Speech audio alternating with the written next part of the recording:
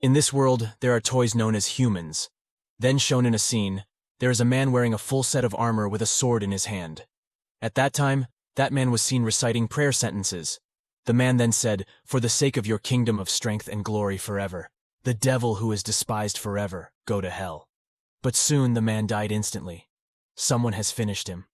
Then someone said, "I will send you to his side, so worship him to your heart's content." Damn it. Heard a swear word from someone. Then, an old man came to him while taking out a sword in his hand. The old man said, "Today is my wedding anniversary. Too bad I have to finish it quickly."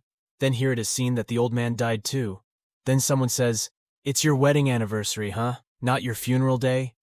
After a while, a lady came up and said, "Hello, is anyone here?" Then someone said in her mind, "Oh, this time there is a cute toy." The woman wondered if this was the top floor, and then the woman asked someone in the room if he was the boss of the tower. "That's right, I am the ruler of this tower." The woman then felt relieved that she didn't get lost. Then suddenly the woman attacked the ruler of the tower with a magic weapon in her hand, saying that climbing this tower was very difficult. "Bastard!" she swore to the goat-headed figure. "Die, goat's head." Then it was seen that the woman was also helpless against the ruler of the tower. The man with the goat's head was seen killing everyone who tried to attack him, and no one could defeat him. It turned out that the man with the goat's head was named Baphomet. He is a ruler of the tower, and he serves as an appraiser who assesses the worthiness of someone who comes to his place. Every day he just sat on his throne and waited for someone to come against him. He really enjoyed the moment when someone came to fight him, but that feeling was always accompanied by disappointment. The reason he was always in that place was because he couldn't open the big door, which was the only way out. He could only wait for a new toy to open the door. Every day, he was always looking for ways to fill the extraordinary boredom until the toys came to him. One day, because he couldn't contain his anger anymore, then he said, "Bastard, all this is just nonsense." While hitting the gate, he questioned why he was the only one stuck in place like this. Then suddenly he heard a ringing from a cell phone lying on the floor. Then he came up with a good idea. Suddenly someone came up to him. The hunter told him that he would beat him and become the strongest hunter. But in the end, the man was unable to match him, the ruler of the tower, and asked Baphomet for forgiveness for his life. While holding a cell phone in his hand, then Baphomet approached the hunter and said how to use this thing. He was slightly curious about the object he was holding. Then the hunter explained how to use it. The hunter also explained the features on the cell phone and even took a selfie with Baphomet. When Baphomet was focused on his cell phone, suddenly the man took a sword and was about to finish him. But once again, Baphomet easily finished off the hunter. Baphomet was quite pleased with the things the people brought to his place, then thought he had never collected the humans' things before.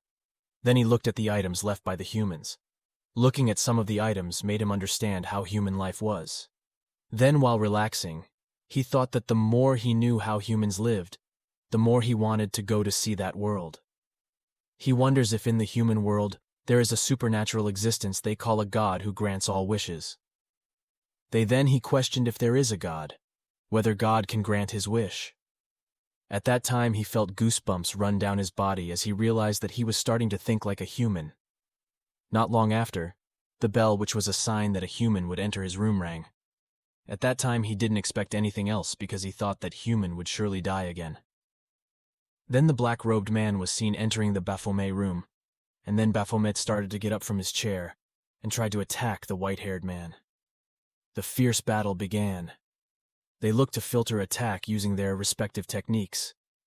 That human was able to put up a fierce resistance to Baphomet, which made Baphomet quite happy that the white-haired man was using a chain-type weapon covered in the man's blue light without fear of attacking.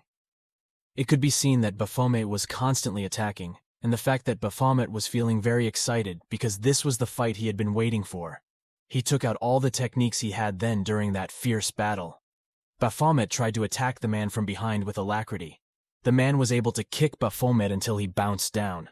For some reason at that time, Baphomet felt very jealous of that human. When Baphomet was lying on the ground, then the man took out his sword and tried to finish him off. Baphomet didn't want to lose at that time, so he managed to get up and took out his weapon to finish off the human. It turned out that the human was strong enough because he was able to make him fall. Baphomet was starting to get annoyed because he knew that he would lose the match. He wondered how he could lose to a human. Baphomet kept saying, "I am the lord of this tower." But suddenly from behind, the human whispered in his ear, "Even so, you are trapped in this place." Hearing that, Baphomet felt quite irritated and became angry in his mind. Baphomet said, "Who would have thought that this human that he considered as a toy could make him emotional?"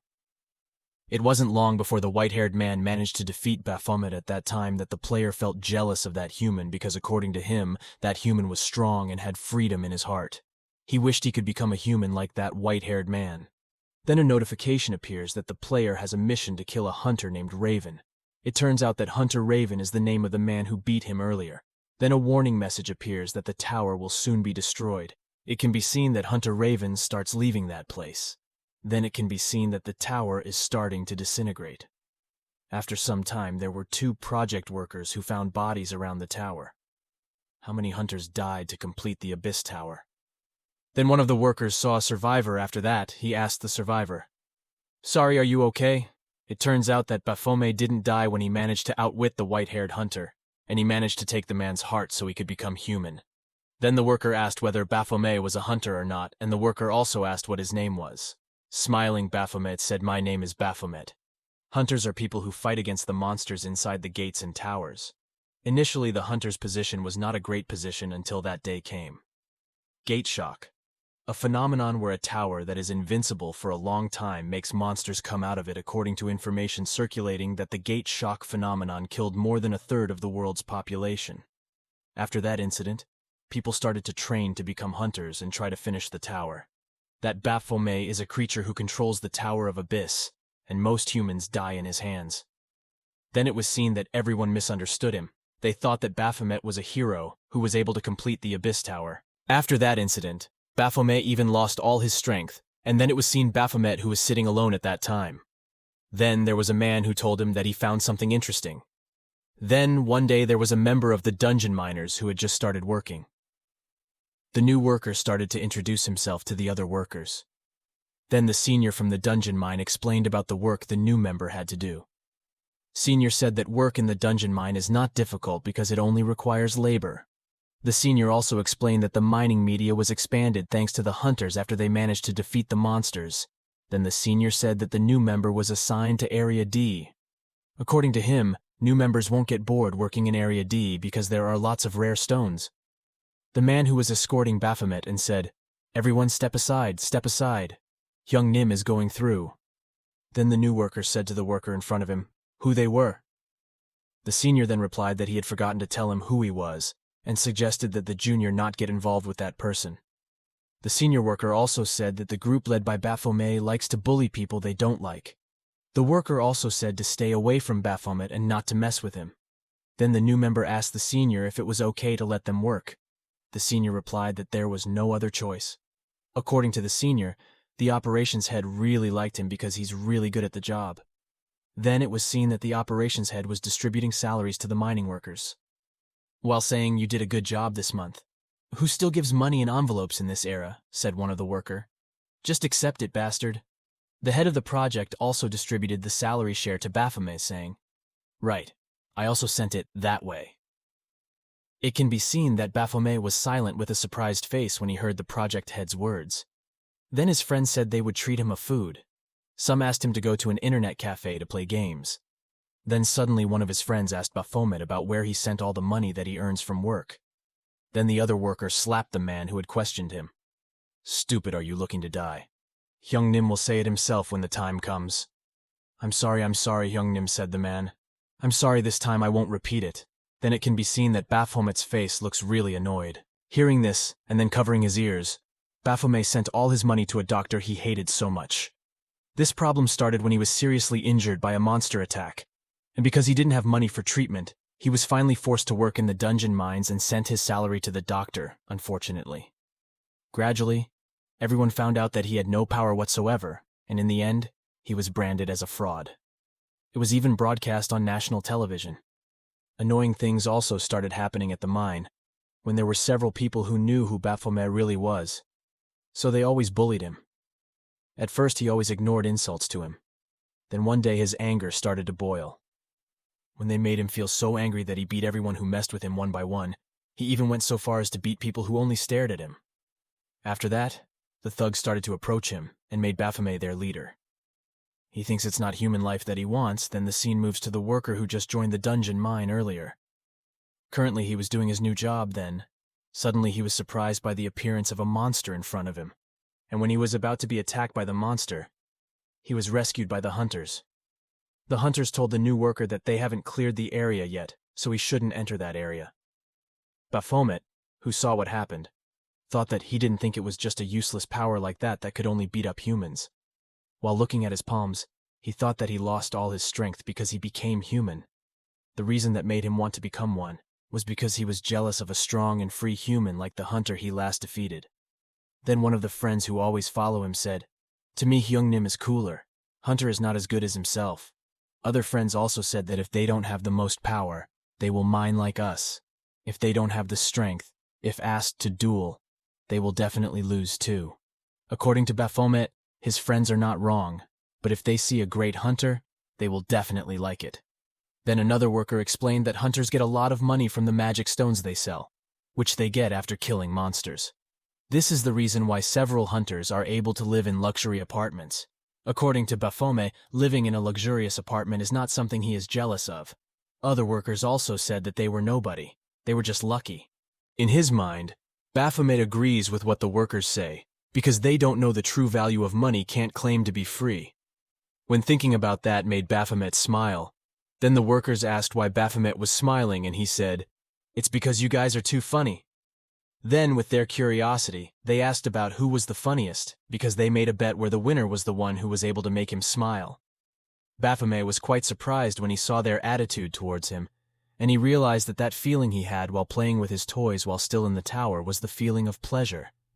Then Baphomet wondered if he really wanted the strength he used to have, to be able to experience the pleasure he had in the tower. But right now, he could feel that pleasure even though he wasn't fighting. It was because he had become human. So after thinking about that, then it was seen that Baphomet's face smiled. According to him, even without power, he can feel the pleasure. Then one of the workers asked him if he had a name. He said he used to have one, but now he doesn't use it anymore. The worker then said that there must be an interesting story behind all of this. Then the worker said that Baphomet could use that name because his parents had exerted all their feelings to come up with that name. But still it doesn't make them happy because he is a loser. According to the worker, they might be happy if the worker's name is used by him. Then Baphomet said, "Then what is your name?" "I have repeatedly said my name is Cha." Suddenly while working, it only said half of his name. Then there was an explosion in the mine for a few minutes. He was very surprised and wondered about what happened. Then everyone was seen screaming for help to be saved. Then when he saw the worker he was with earlier died. The player then realized that his toy was broken again. Though according to him, he had just experienced the pleasures that exist in the human world. Seeing this incident with anger, he said, "Who are you, bastard?" Then the scene moves to Area D, where there are hunters and workers who just joined earlier. The rookie said to the hunters, "Hunter range is great. You two just gave me a hard time. I got something interesting by intruding into this area. I really want it." The hunter said to his friend he was a robbing hunter. According to hunters, robbing hunters are a group of people who steal items belonging to other hunters. The rookie turned out to be a robbing hunter. Then the robbing hunter said that's only half what you said was true. But the male hunter then asked if anyone had survived the attack. According to the female hunter next to him, there were several people who were injured, and the woman also added that the chance of being healed was quite small. According to the male hunter, they had no chance of winning against the B-rank hunter. Then suddenly, the robbing hunter attacked the two hunter ranges until one of them died. Then when she saw her friend die, the female hunter immediately attacked the robbing hunter. The robber hunter said that a hunter shouldn't get carried away with emotions. If that happened, then she would die early. When the female hunter fell due to the robbing hunter's attack, then the man opened a portal, after which it was seen that there were quite a number of robbing hunters coming out of the portal. The robbing hunter also said that it didn't matter if he only attacked her neck because the woman didn't stop screaming. Then according to his friend, the most important thing was that the woman was still alive, because what could be sold was quite expensive, was her eyes. When he was about to take it, the woman asked what he was going to do to her. Then the robbing hunter told her that he had told before that his prediction was only half right. The robbing hunter also said that he had covered up their identity as a robbing hunter. Then it was seen that the woman was being brought by a friend from the robbing hunter. One of his friends said that the item that the female hunter had was quite expensive, but because it was rare it couldn't be sold. Even if using it, it would only reduce its strength to 0%. Then the woman said, "Help me. This woman is so loud, do you think anyone is helping you in a place like this? Just give up. It couldn't have happened. Even if it happened, you might have used all your luck." Then suddenly, the man's head bounced up. The scene moves to the location of Baphomet, who at that time is wondering who the person who carried out the attack was. Then suddenly, a hidden quest notification message appeared, saying that if he had felt anger as a human, he would get a prize in the form of the power he wanted. After knowing this, then Baphomet said, "Bastard! The bastard will pay for breaking my toys." Baphomet slowly approached the robbing hunters. He grabbed the sword that was stuck in the ground. Then a notification message appeared saying that when using other people's items, the strength decreased to 0%. It didn't take long for a notification to appear that a system failure had occurred. And then a special passive from Baphomet, the Master of Heavens, appeared who had succeeded passively activated. This made it possible for Baphomet to remove all stat-decreasing effects when using other people's weapons, and then weapontive skills automatically appeared due to passive activation of Master of Heavens. Then Baphomet immediately lunged forward and finished off the robbing hunters one by one until the group leader remained. Seeing his friends die one by one, then the man said, "Who is it, you bastard, who broke my toy?" said Baphomet while looking at the rest of the robbing hunters. Baphomet said, "Survivors, you guys. Hey, aren't you too old to play with toys?" Then brought Baphomet at high speed, crashing into several robbing hunters in front of him.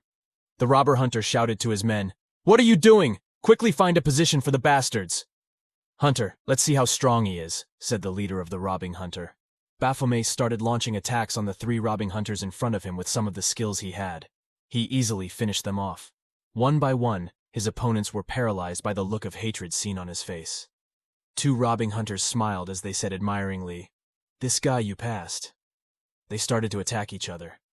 "You're worth enough no matter your rank," said the man. Attack after attack ensued as the man said that Baphomet was not an ordinary hunter, but a hunter above C rank. The man seemed to have managed to slightly injure Baphomet. He then explained why a hunter like Baphomet was hiding in that place as a bully. "Don't tell me that I was here just now. I'm sorry I disturbed you, but maybe what I did was a help for you without me realizing it." "Is it true?" said the man with a sly smile as he lunged at Baphomet. "He says since Baphomet has messed with him, he will teach him a lesson."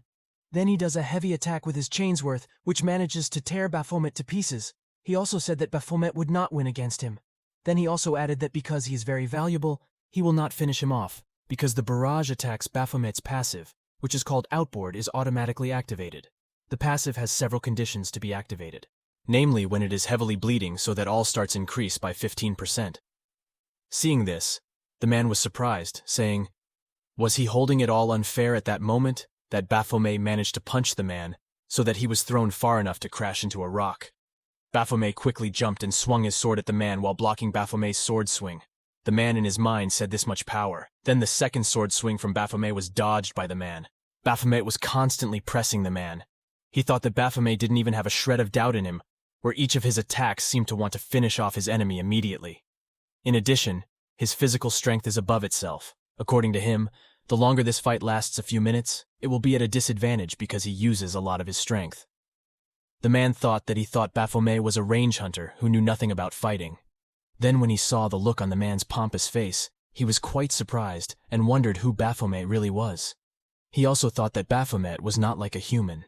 Then it was seen that Baphomet managed to paralyze the man's right arm. He imagined his friends in the mine that the man killed, and said, "These hands are for the one who always supported me, bastard." He screamed in pain. Baphomet then immobilizes the man's left hand, and says, "This hand is for my toy, which is always silent and obeys." Then he also immobilizes the man's left leg, saying, "Your left leg is for my toy, which always eats." The man could only shout to Baphomet. To stop his attack, Baphomet also immobilized the man's right leg and said, "And the other leg for making me angry." The man could only ask Baphomet for forgiveness. It can be seen that Baphomet will end the man's life by blowing a sword at the man with feelings of annoyance and hatred that players continue to kill robbing hunters who have killed his friends. Then a notice appears saying that great consequences always follow those who desire great power. At that time, Baphomet also activated a buff, which caused the desire to slaughter to increase. It was triggered by the activation of Baphomet's passive outburst. The thirst for humans made him want blood growth even more. Then he noticed that there was a woman lying helpless behind him, and the voices in his mind kept whispering to him, telling him that she was a creature created to destroy humans. As he was about to swing his sword at the woman, suddenly, another voice nearby turned out to be a man who was reporting to his manager that there were 2 survivors and information about the target they were looking for. The man also said that he saw something strange, namely that one of the survivors was trying to kill people in front of him. Then his manager came and looked at Baphomet. According to his manager, it turned out that he was not the target they were looking for. Then Baphomet immediately attacked the 2 men, and he thought he had seen them somewhere. While attacking the 2, Baphomet said die. Then the manager immediately used his technique, which made Baphomet faint on the spot and said, "What the heck just now?" Then it is seen that a creature that looks like Baphomet is sitting on his throne. Then there were voices asking for orders from him. Raising his hand, the creature said, "Kill all the people in this world, risk Baphomet's name." Then it is seen that at that moment, behind Baphomet, that person is drawing his sword towards Baphomet and saying, "Frog in the shell, you must not realize it when you are still powerful as a monster in the tower. If you are weak, only death who is waiting for you." Then suddenly Baphomet snapped out of his sleep, and with a confused face he said, "What the hell, where am I? Shouldn't I be in the mines?" Then a voice came from behind him saying, "Can you hear me? You finally woke up." Baphomet was confused and wondered who had spoken to him. "Who are you then?" The man says, "Are you a cheat?" You deserve that his face doesn't look foreign. You are a cheat. You are the one who was caught deceiving everyone by claiming that you have completed the Tower of Abyss. But now the imposter kills the hunter we are after. Are you trying to trick people again, or are you the one who killed the hunter? Then Baphomet looked confused by what the man was saying. He thought maybe he meant the bastard he chopped up earlier. The man said that he had researched a bit of information about Baphomet's identity, but he couldn't find the right information. According to that man, Baphomet was like a person who suddenly appeared in this world. The man also added that he did not find data about Baphomet in the list of hunter members. He thought it was quite strange because Baphomet had a hunter's license but had awakening abilities and was also stronger than a rank B hunter. The man then asked Baphomet who he really was. When the man started talking about his decision against Baphomet, suddenly Baphomet punched the TV in front of him to pieces, and then he said, "Shut up if you want to know who I actually show your courtesy first by introducing who you are. You look at me through the mirror and try to get the fear out of me, don't have a nightmare." Then Baphomet told the man that it was the people themselves who labeled him a fraud, because at will, think of him as a hero. Then Baphomet said that he was the one who killed the hunter that man was after, and thought that he shouldn't regret it. With a face full of anger that Baphomet said, "Fuck that hunter that made me angry, no matter how many times they live, I will kill him in the same way. He will take his contents one by one until no one can recognize him anymore. What if you feel the same way about them, damn it?" At that time, the man just laughed at Baphomet's words. Somehow, then suddenly the man was in front of Baphomet and said, "Do you think you can kill me then?" Smiling, the man said, "Now if I show myself, what will you do?" Baphomet was indeed quite surprised because the man was suddenly in front of him. Then he saw Hunter's shadow in front of him, and then immediately attacked the man quickly. The man was able to stop Baphomet's attacks and knock him to the floor while pressing Baphomet's body against the floor. The man then said, "So you did experience an awakening just now. It was a good attack." Baphomet later found out that the man was not just anyone. Then the man began to introduce himself. The man turned out to be part of the state intelligence agency that secretly deals with crimes related to hunters. The man said that the hunter he killed was the one they were after. The man also said that he would also kill them if he found them before Baphomet. He also said that their group had violated human rights, namely submitting identities and hunting down innocent hunters and then selling their organs. According to the reason they sell hunter organs is because according to rumors that if someone eats awakened organs, then they will have a long life. It can be seen that Baphomet was quite frightened when the man pressed himself. Then the man said to him, "We thank you for lightening our work, but still you have killed 5 people so brutally." According to the man, it was Baphomet who did it as neatly as if it were done by a professional. According to his experience, someone who had just awakened would not be able to do that, and it could only be done by someone who had killed lots of people. The man also told Baphomet that because he only knew that the info he knew about Baphomet was that of an imposter, he was trying to find out who he really was. A few minutes actually, when Baphomet was feeling very annoyed with the man. There is also provided rental of special weapons for hunters. Then it is Baphomet's turn to come to the administrative shirt. Then there is a flashback, explaining the reason that he was in the administrative center of Hunter was because at that time, the man wanted to eliminate him. He said that even though he was a government agent, he couldn't kill people carelessly.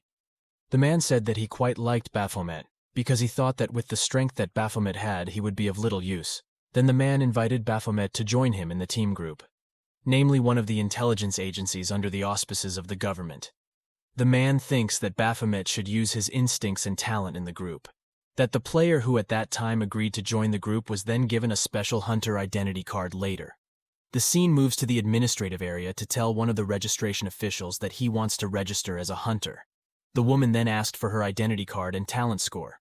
It turned out that the ID card and talent score used by Baphomet had been falsified previously by the team group. After the registration process was complete, the woman then asked Baphomet about the codename to be used. The codename is used to differentiate hunters from ordinary civilians, and if you don't specify the codename, Baphomet will not be able to register as a hunter. The woman then asked for the codename that Baphomet wanted to use, then Baphomet thought that they would regret having given him the chance to meet him. If he was going to be stronger than anyone, then Baphomet started mentioning that he would go by a codename with the name Baphomet. In his mind, he thought that one day everyone would tremble with fear at the sound of his name. The scene begins in a fight between Baphomet and some white wolves. Here it can be seen that he starts killing some of the white wolves. Then a big wolf monster appears that looks like the leader of them. Then when the monsters are about to attack him suddenly, Baphomet showed a gesture to stop and said, "Wait," then that he raised his hand saying, "Come." It seems like they weren't coming after seeing this. Then the monster immediately attacked Baphomet. Although in the end, Baphomet managed to land an attack on the monster first and managed to defeat the monster. Then it was seen that Baphomet came out of the portal while looking at his hand. He said, "It seems like my strength has not fully returned. I can only deduce one reason why my strength has not fully returned." While thinking about his strength, a notification about a hidden quest suddenly popped up. The notification said that Baphomet would gain the desired power if he managed to put his anger on humans. While looking at the notification screen, he realized that his previous aim was to finish off the criminal hunter, so that he can regain a bit of his strength. Baphomet was also annoyed by this, because while he was living in the tower until he became human, the message always bothered him. As he walked, he thought that the more he found out, he would not necessarily find the answer, so he had already decided what to do from then on, namely to restore his strength, starting from the beginning again. Then suddenly there was a shadowy figure of a monster behind him that those who felt a strange aura behind him quickly looked back. It turned out that what was behind him was the assistant of the rogue group manager. Then while holding his cell phone, the man showed a video call from the manager. Then in the call, the manager said, "You like to seek attention, huh? What kind of crazy people use the name Boss Tower as their code?" Then the manager said that he had told Baphomet not to seek too much public attention. The manager said that he suspected that Baphomet had grudges with those who accused him of being a fraud. The manager also said that the popular reputation had spread to almost all hunters, and it had been bad from the start. In addition, the manager also said that the results of the investigation into the towers had come out, and the results had been determined that the hunters had succeeded in completing it. According to the manager, it was even worse for him because a top hunter from Korea had sacrificed his life to kill Baphomet. Then when the manager was about to say to find a way to solve this problem, he suddenly cut him off and said, "What the hell do you think? I should be careful with people around me. I don't care what people say, because just hearing it makes me sick." Then Baphomet said that he just needed to become strong so that no one would dare to gossip about him. The manager said that Baphomet was too arrogant and asked if he could really overcome this. He also added that Baphomet had to bear the consequences for his own actions. Then at the end of the conversation, the manager said that he would wait for Baphomet on JaeJu Island. Then the scene moved to JaeJu Island when he saw the sea for the first time. Baphomet was very happy, because at that time he was seeing the sea for the first time, because previously he only lived in the tower when he was a floor boss. When the assistant manager told Baphomet that they had to take a taxi from that place, and there were still 2 hours before the event started, he ignored it and instead ran towards the beach. Then his assistant remembered something. That was when he questioned the manager's decision about using Baphomet as a member of the group. The manager said that in a job like that requires someone who is a little crazy. The manager also said that he would keep an eye on her, and if anything happened, he would take care of it. Then Baphomet was interested when he saw 2 foreigners because they had blue eyes while approaching them. Baphomet said, "Is this a different race than the toys?" Then he was dragged away by the assistant manager, and the assistant manager said, "Stop embarrassing the country, and let's go now." Then the scene moves to a luxury hotel. It turns out that the hotel is an orientation place for new hunters. Then it was seen that the assistant manager was explaining why Baphomet was in that place, whereas Baphomet questioned what the assistant manager meant about orientation. According to the assistant manager, orientation is a training program to help hunters adapt properly. According to Baphomet, he questioned why they would do such a thing. He said that he thought a hunter's job should only be enough to kill monsters, and then the assistant manager explained that it was a rule set by the government, unlike other countries which appointed hunters according to their wishes and used them as they wished. Then the assistant manager handed over several items such as an identity card and cell phone to Baphomet, and it was seen on his identity card that the name used by Baphomet as a human was Chaminwu. Holding the identity card, he recalled the reason he used that name because his friend at the time of mining suggested him to use his name because his friend thought it would be suitable for Baphomet. Then the head assistant said that the orientation program would start soon, and told Baphomet to go inside. Then Baphomet said, "I thought you would come in with me. You were watching me." Then the assistant manager said later, "You will also know." When inside, the scene moves into the building where Baphomet's annoyed face can be seen because he knows that the manager himself is leading the orientation. Then when in the buffet room, Baphomet questioned why the manager was the head of the orientation because according to Baphomet, the manager was part of the group. When he heard the document's actions, the manager asked him to lower his voice because the manager was afraid that others would hear it, because at that time what people knew about the manager was that he was a member of the Central Hunter Management. Then hearing this, Baphomet said, "You are also good at tricking everyone." "Still, it's better than cheating people," said the manager. Then the manager told Baphomet that everyone in that place was talking about him. It could be seen that everyone hated him being there, because he had been labeled as a fraud. And besides that, because the code name he was using was that of the floor boss, who killed the top hunter from Korea. Then the manager told Baphomet not to act like he knew him. At that time, Baphomet thought that he would ignore her, and thought it was better to just enjoy the food. Then when the manager saw the reaction from Baphomet, who remained calm and enjoyed the situation at the time, it relieved him, because he thought that Baphomet had a strong mentality. Not long after, when he was thinking about Baphomet, he suddenly bumped into several people. Those people turned out to be Hunter Range A. Seeing this, the manager said in his mind, asking why the hunters were in this place. Then the manager asked one of the female committee members next to him about the reason the hunters were in that place. The woman wrote that the Hunters A were preparing for their special training that day. According to the manager, if the special training schedule for Hunter A would be held next week, then the woman said that the schedule often changed and was finally set for today. So naturally, the manager was confused by this. The lady also added that it would help influence the rookie hunters well, and then with a worried face, the manager said true good influence, except for one person, and according to the manager, that person was Baphomet.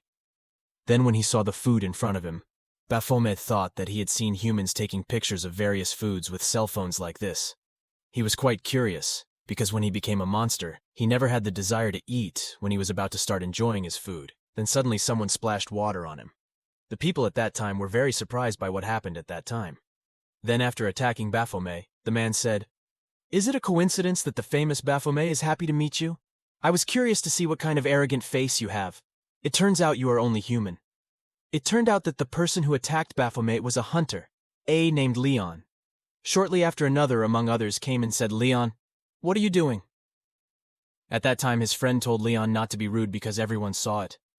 Leon said he couldn't stay silent when he saw Baphomet, who he thought was such a scoundrel. Then his friend Leon apologized to Baphomet for what happened, but he said that Baphomet was also a little guilty because Baphomet used the code name of the floor boss who had killed other hunters. And according to him, using the code name only made Baphomet look like he was mocking other hunters. When one of the hunters was talking to Baphomet, he suddenly stood up and spilled his food on Hunter Leon. Everyone who saw was very surprised by what happened at that time. Leo angrily pulled Baphomet's shirt, saying, "Are you tired of living with an annoyed face?" Then Baphomet said, "Just because of a name you guys make noise like this. He also won't live anymore just for wearing it."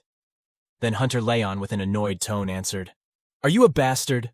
Shouldn't you beat Baphomet a little quicker if you really cared about your friends? From what I see, all you guys are doing is bragging about how weak you guys are," he says. Hearing the words that Baphomet was a friend of a hunter, Leon said, "What do you mean then?" Baphomet half-jokingly said that now he understands, and Baphomet felt that he really wasn't great enough to do it. "Did I offend you?" he repeated. Then Leon cast his physical opportunity buff and clenched his fist as if to review Baphomet. Then he said, "Are you done talking to the manager?" At that time, just silent with a confused face when he saw that. Then Leon pointed his fist at Baphomet and said that bastard Baphomet killed him. At that time, Leon imagined the Hunter Even's face that gave appreciation to Leon's physical strength. Then, while pointing his fist at Baphomet, Leon said that bastard killed Raven at that time. Baphomet was silent for a moment and thought about defending or dodging, but according to whatever choice he made, there would still be blood growing. Then suddenly there was a man who said fighting here would be against the rules. It turned out that the man was the one who stopped Leon's punch. It was then that it turned to the man, and he said, "Isn't that the face I've seen before?" The people around him also asked how the hunter could be here. And it's really surprising that the hunter is the younger brother of the hunter Raven, the person who was killed by Baphomet when he became a monster. Then in his mind, Baphomet said Raven's brother, he does have a brother. It is later discovered that Raven's younger brother is named Griffin. He is the youngest hunter in the range. Seeing this, one of the hunters said it had been a long time since he'd seen him. "I didn't expect you to come to practice today." Leon also said to Griffin, "You really welcomed him like that, even if this bastard just came as he pleased." Then Griffin said to Leon that he was innocent. If only his brother had managed to kill Baphomet sooner, and if only he had been stronger, then he wouldn't have to die while completing the tower. Then, with an irritated tone, Leon said, "You little bunny." Then, because he intended to stop the commotion, the manager said, "Calm down, hunters. You can't do that. You don't need to act like this. Besides, there are many witnesses around here." Then, with an irritated face, Leon questioned the manager, "As a team of hunter intelligence, shouldn't it be the manager's job to punish bastards like Baphomet?" The manager just smiled and apologized. Then the manager invited Baphomet to talk privately with him, even though at first he refused, but in the end he agreed. When Baphomet followed the manager, Griffin's face showed curiosity towards him. Then the scene moves to the orientation event. It can be seen that one of the staff who acts as the host of the event is explaining knowledge about the hunter system. The woman explained that when someone experiences an awakening, a blue window system will appear. She also explained to rookie hunters that they had developed a system that made it easier for rookie hunters. He, who at that time looked very bored, then remembered the conversation with the manager not long before while turning his face towards Baphomet. The manager said, "Hit me once I said hit. I heard that." Baphomet said, "Are you crazy? Why are you acting like this suddenly?" Then the manager explained that he wasn't recruiting for that. It's like the fight was not going to happen. The manager felt it was his fault then. While shouting, the manager said, "So hurry up and hit me," while memorizing his hand at that time that Baphomet thought that was his chance to get back at the manager. Then he said, "Really, you won't be able to take back what you said." Seeing Baphomet's reaction, the manager said, "You look like you really want to punch me, or you really have no conscience." Then Baphomet asked the manager why he had to keep silent when he was humiliated like that. Hearing Baphomet's complaints, the manager explained that at least Baphomet had to wait for him to get stronger first. With a serious tone, the manager said, "Listen to me when you get stronger. No one will talk arbitrarily to you, so right now, you just need to hide first." The manager adds that even if Baphomet has one body, he can't win against an A-rank hunter, and that's the truth. The manager also asked Baphomet to mingle with the others first. Then it was seen that several people there were talking about Baphomet and saying why a rancid imposter could be at the orientation site. They also said that, because of Baphomet, beginners were also affected. Then they heard the sound of a punch. It turned out to be the sound of a punch from him, who was hitting the drink machine in front of him at that time. Then with an annoyed face, Baphomet said, "Damn, this machine is eating my money. Should I hit this machine to make it want to spit out my money?" Here you can see the two people were scared when they saw Baphomet hitting the drink machine. Then the two hunters distracted themselves by talking about a friendly match between Hunter Tank A. According to what they said, the match would be held in the GSR room. Because they were very interested in it, they also intended to go there, and in their hearts, when they saw the look from Baphomet, they thought that he seemed to have killed someone. Later in the thread, thinking that it looks like he doesn't need his fists to make them go away, then he is shocked when he sees the drink that comes out suddenly, and he thinks it seems like it's his lucky day. Then he remembered something about the friendly match between Hunter A that the two of them had talked about earlier. Then Baphomet was seen visiting the JX room, where a friendly match between hunters was being held. Then it was seen that Hunter Leon managed to defeat his opponent at that time. After losing, the man said to Leon, "I knew I wouldn't be able to win against you, senior, but I managed to learn something." Then Hunter Leon said to him, "It looks like your skills have improved enough." Then one of the event staff said that Leon had won 8 matches in a row. Then the staff asked if there was anyone who would challenge Leon to be seen. If people just kept quiet like no one wanted to fight Leon, then suddenly, Leon invited Griffin to play just 1 round. It can be seen that Griffin also agreed to Leon's invitation. The rule is that the first person who manages to take the blue cloth on his opponent's arm will be declared the winner. The use of passive and active skills is prohibited in that match. Then it was seen that the manager also came to the place, and the female staff in front of him pointed to the manager that there were many rookie hunters watching. While smiling, the manager said, "Does it seem like this will have a positive impact on beginners?" Then one of our staff said that lately Griffin has become more handsome and intends to ask for his number later.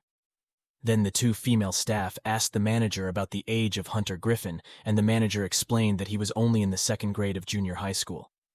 Then the scene switches to a second between Leon and Griffin when Leon says, "Let's see if your skills have improved." Then Hunter Griffin launched a kick at Leon, and the duel took place, attacking each other between the 2.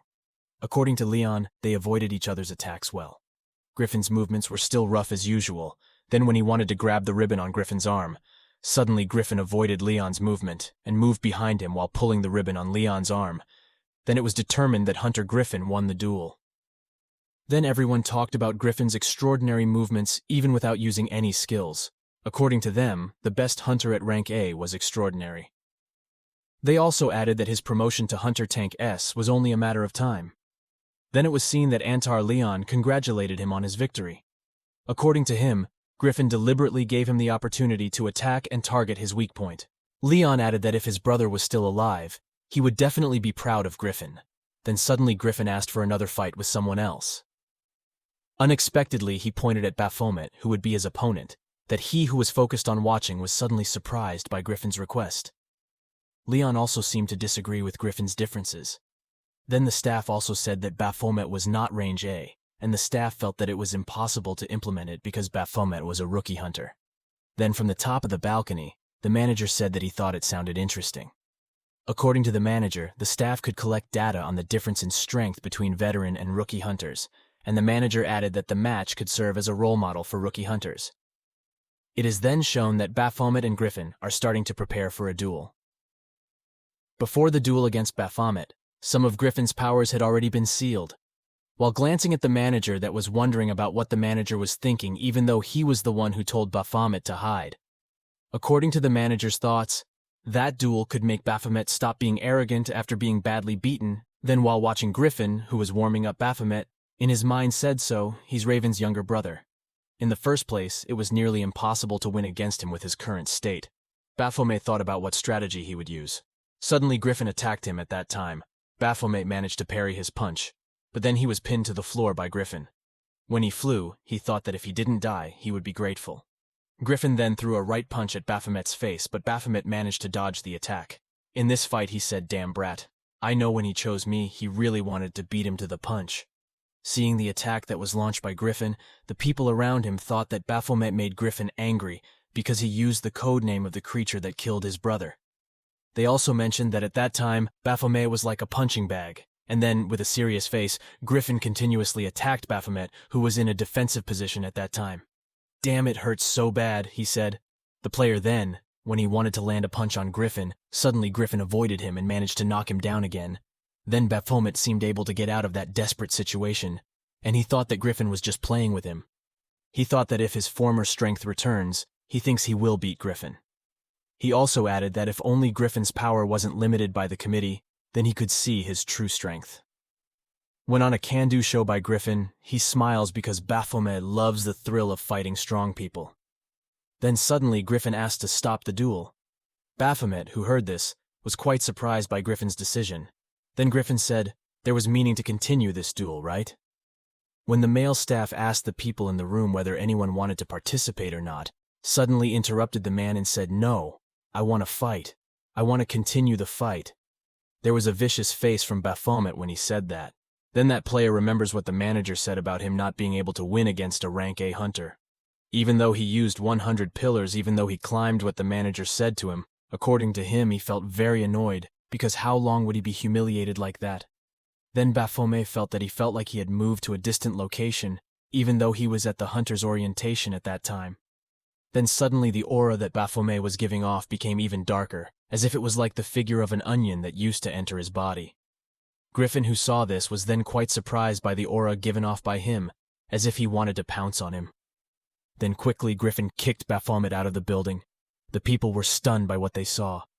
At that time it was seen that Baphomet fell into the swimming pool, which was full of women. He heard a loud crash in the swimming pool.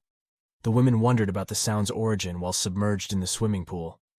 In his mind, Baphomet wondered whether he would die in such a situation. He thought that he had seen the picture of Griffin's abilities, and he would look forward to the day Griffin would kneel before him. Then, he said, by the way, "I don't know how to swim." It was seen at that time he began to sink to the bottom of the pool, when it was seen that his consciousness began to fade. Suddenly he saw a beautiful woman with blonde hair coming towards him, who was helpless at the bottom of the swimming pool. The story of Infinite Mage begins with the setting of a quiet night, and then the sound of a baby crying breaks the silence of the night. The cry came from one of the courtyards in a small hut in the middle of the forest, around which many traps had been installed to keep out thieves or wild animals. Then there was a man who wondered if he hadn't heard wrong, because it didn't make sense that a baby would suddenly cry in the middle of the forest at this time of night. The man picked up an axe that was displayed in his house and immediately checked where the baby's voice was coming from. The man's name was Vincent, and in his mind, Vincent suspected that it was an intruder, and he said that the intruder had chosen the wrong house, because the house he had looted was the house of a hunter. Holding an axe in his hand, the burly man then tried to check around his house. At that time, he thought that the intruder was not an ordinary intruder, because he thought that the intruder could pass through the various traps he had prepared. But he didn't think the intruder would be able to fool his ears, because he was a hunter after all. Upon closer inspection, it turned out that the voice was coming from a barn. Vincent intended to ambush the intruder by breaking down the barn door suddenly, but when he managed to get inside the barn, he was surprised to find that there was no one there. Vincent thought that ever since he found out that he and his wife could not have children, he had often heard strange noises. But this time he didn't hear any strange noises, because when he checked his surroundings, he was surprised to find a baby boy in front of him. Vincent took the baby boy in his arms and checked whether the baby was alive or not. And after confirming that the baby was still alive, Vincent immediately hugged the baby with great affection. But at this moment, Vincent's wife Alina suddenly came and asked about the noise around the house, making Vincent a little surprised. But when she saw her husband holding the baby, Alina asked about where her husband found the baby. Confused about what answer he should give, Vincent suddenly said that he felt that this baby was their child. That was when something magical happened. When he opened his eyes and waved his hand, a sudden wind blew in, gathering the clouds. Soon after, rain started pouring from those clouds.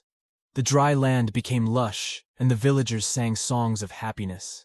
He also protected the village from dangers that threatened it. And with his mystical powers, peace came to the village, and people were no longer thirsty or hungry. But he didn't stop researching for the people of the village. The people considered his abilities to be magical, and so they called him Mage.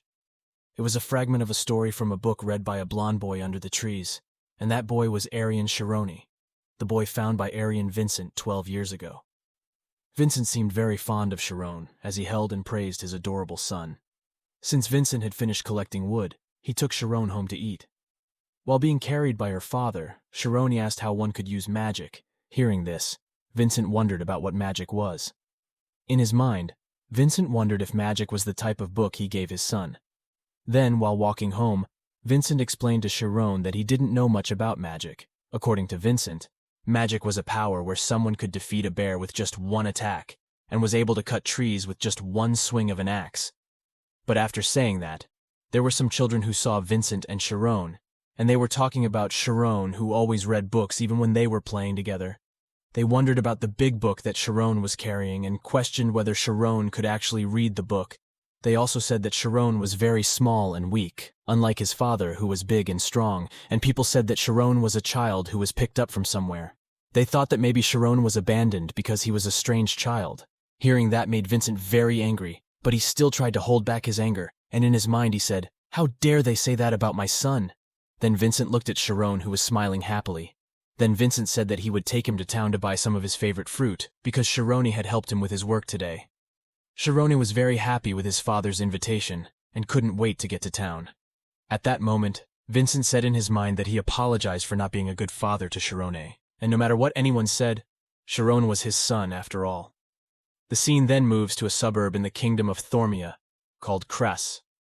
While looking around the city, Sharon praised the beauty of the city because he had never been to the city before. There were many adults and children passing by in clothing stores, to the food market. Everyone looked happy. Later, because Vincent had business elsewhere, he left Sharon to wait for him at Martin's grandfather's shop until his business was finished. Vincent also warned Sharoni not to go into deserted alleys alone or disturb the nobles with a smile.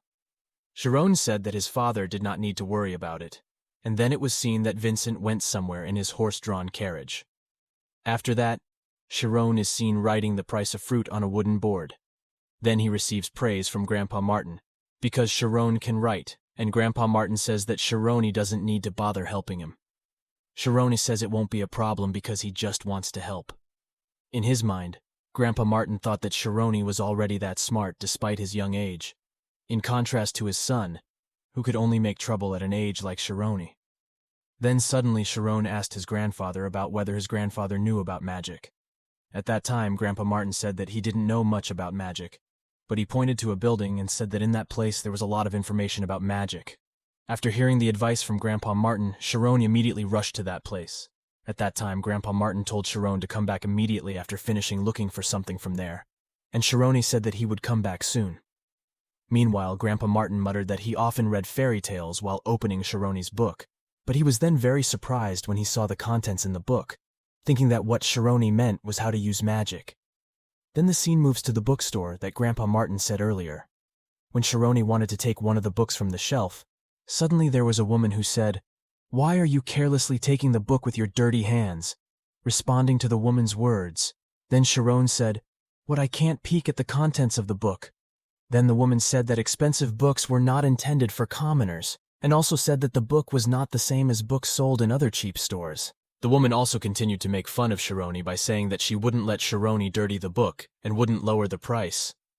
It made Sharoni wonder where his father could get his books from all this time. Then it was seen that an old man came into the shop and asked about the book he ordered earlier. It turned out that the man was the butler, and the woman told the butler that the book he ordered was available. When looking at the book, Sharon thought that all the books looked the same and there was not much he could understand. But on the way out of the shop, Sharon's eyes were suddenly distracted when he saw a man carrying several books in his hands. Without thinking, Sharoni then followed the man and wondered if the man was a nobleman, as he was curious about where the man was carrying the books. But beyond his expectations, it turned out that the man threw the books in the corner of the building. Seeing this made Sharoni quite surprised by what the man did to the book, especially when considering the very expensive price of the book. In this situation, Sharoni picked up one of the books and thought that his father might have picked it up in the trash. Then while looking at the nobles, he thought about how he was different from the nobles. Then he remembered his father's words about not bothering the nobles, and at that moment he began to think about why the nobles could do everything and he could not.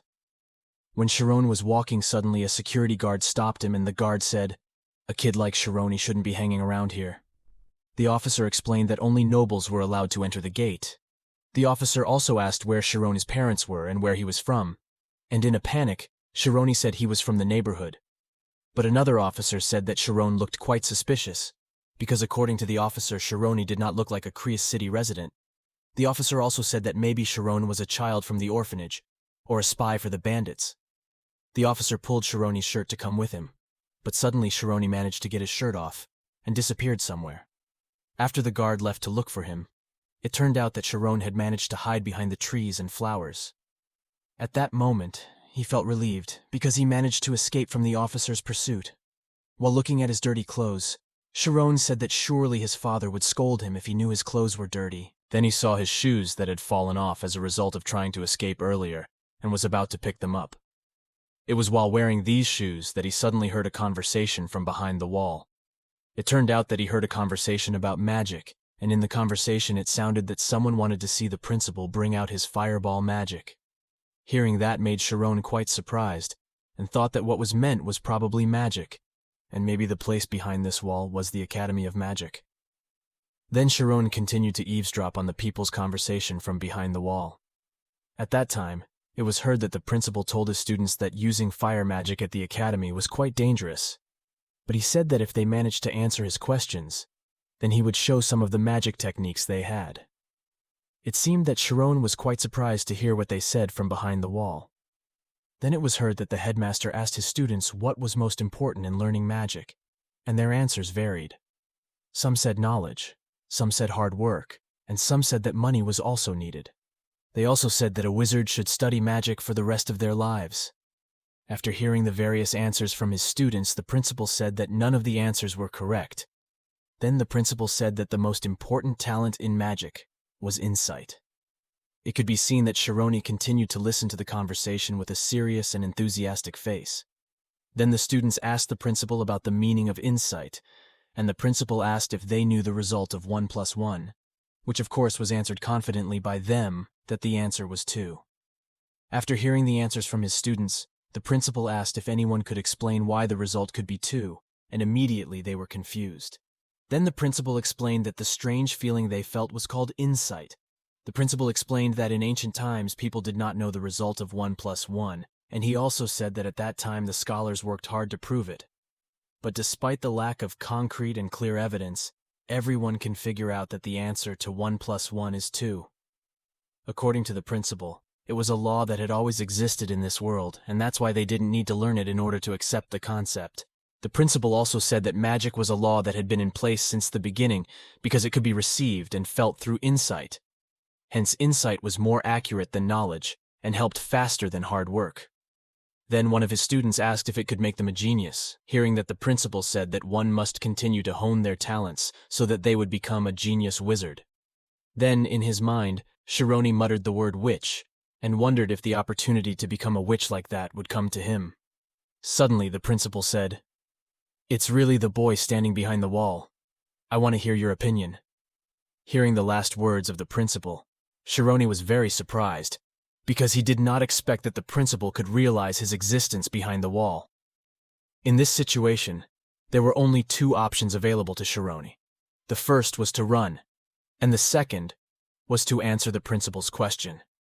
At that time, he didn't know what they would do to him considering his father's warning not to approach the nobles before. But suddenly he received a thought that if he didn't climb the wall, he would regret it forever. After that, Sharon began to climb the wall, and when he looked inside he was very surprised that the place was very beautiful, with a vast expanse of green grass. It seemed that there was an old man and a few small children around Sharon's age there, and then the headmaster said, "Did you come to see this old man?" It turned out that the old man was the head of the Alpheus Magic Academy, and had the title of a 4th-level official wizard named Mirhe Alpheus. Hearing the principal's words earlier then, without hesitation, Sharon jumped inside.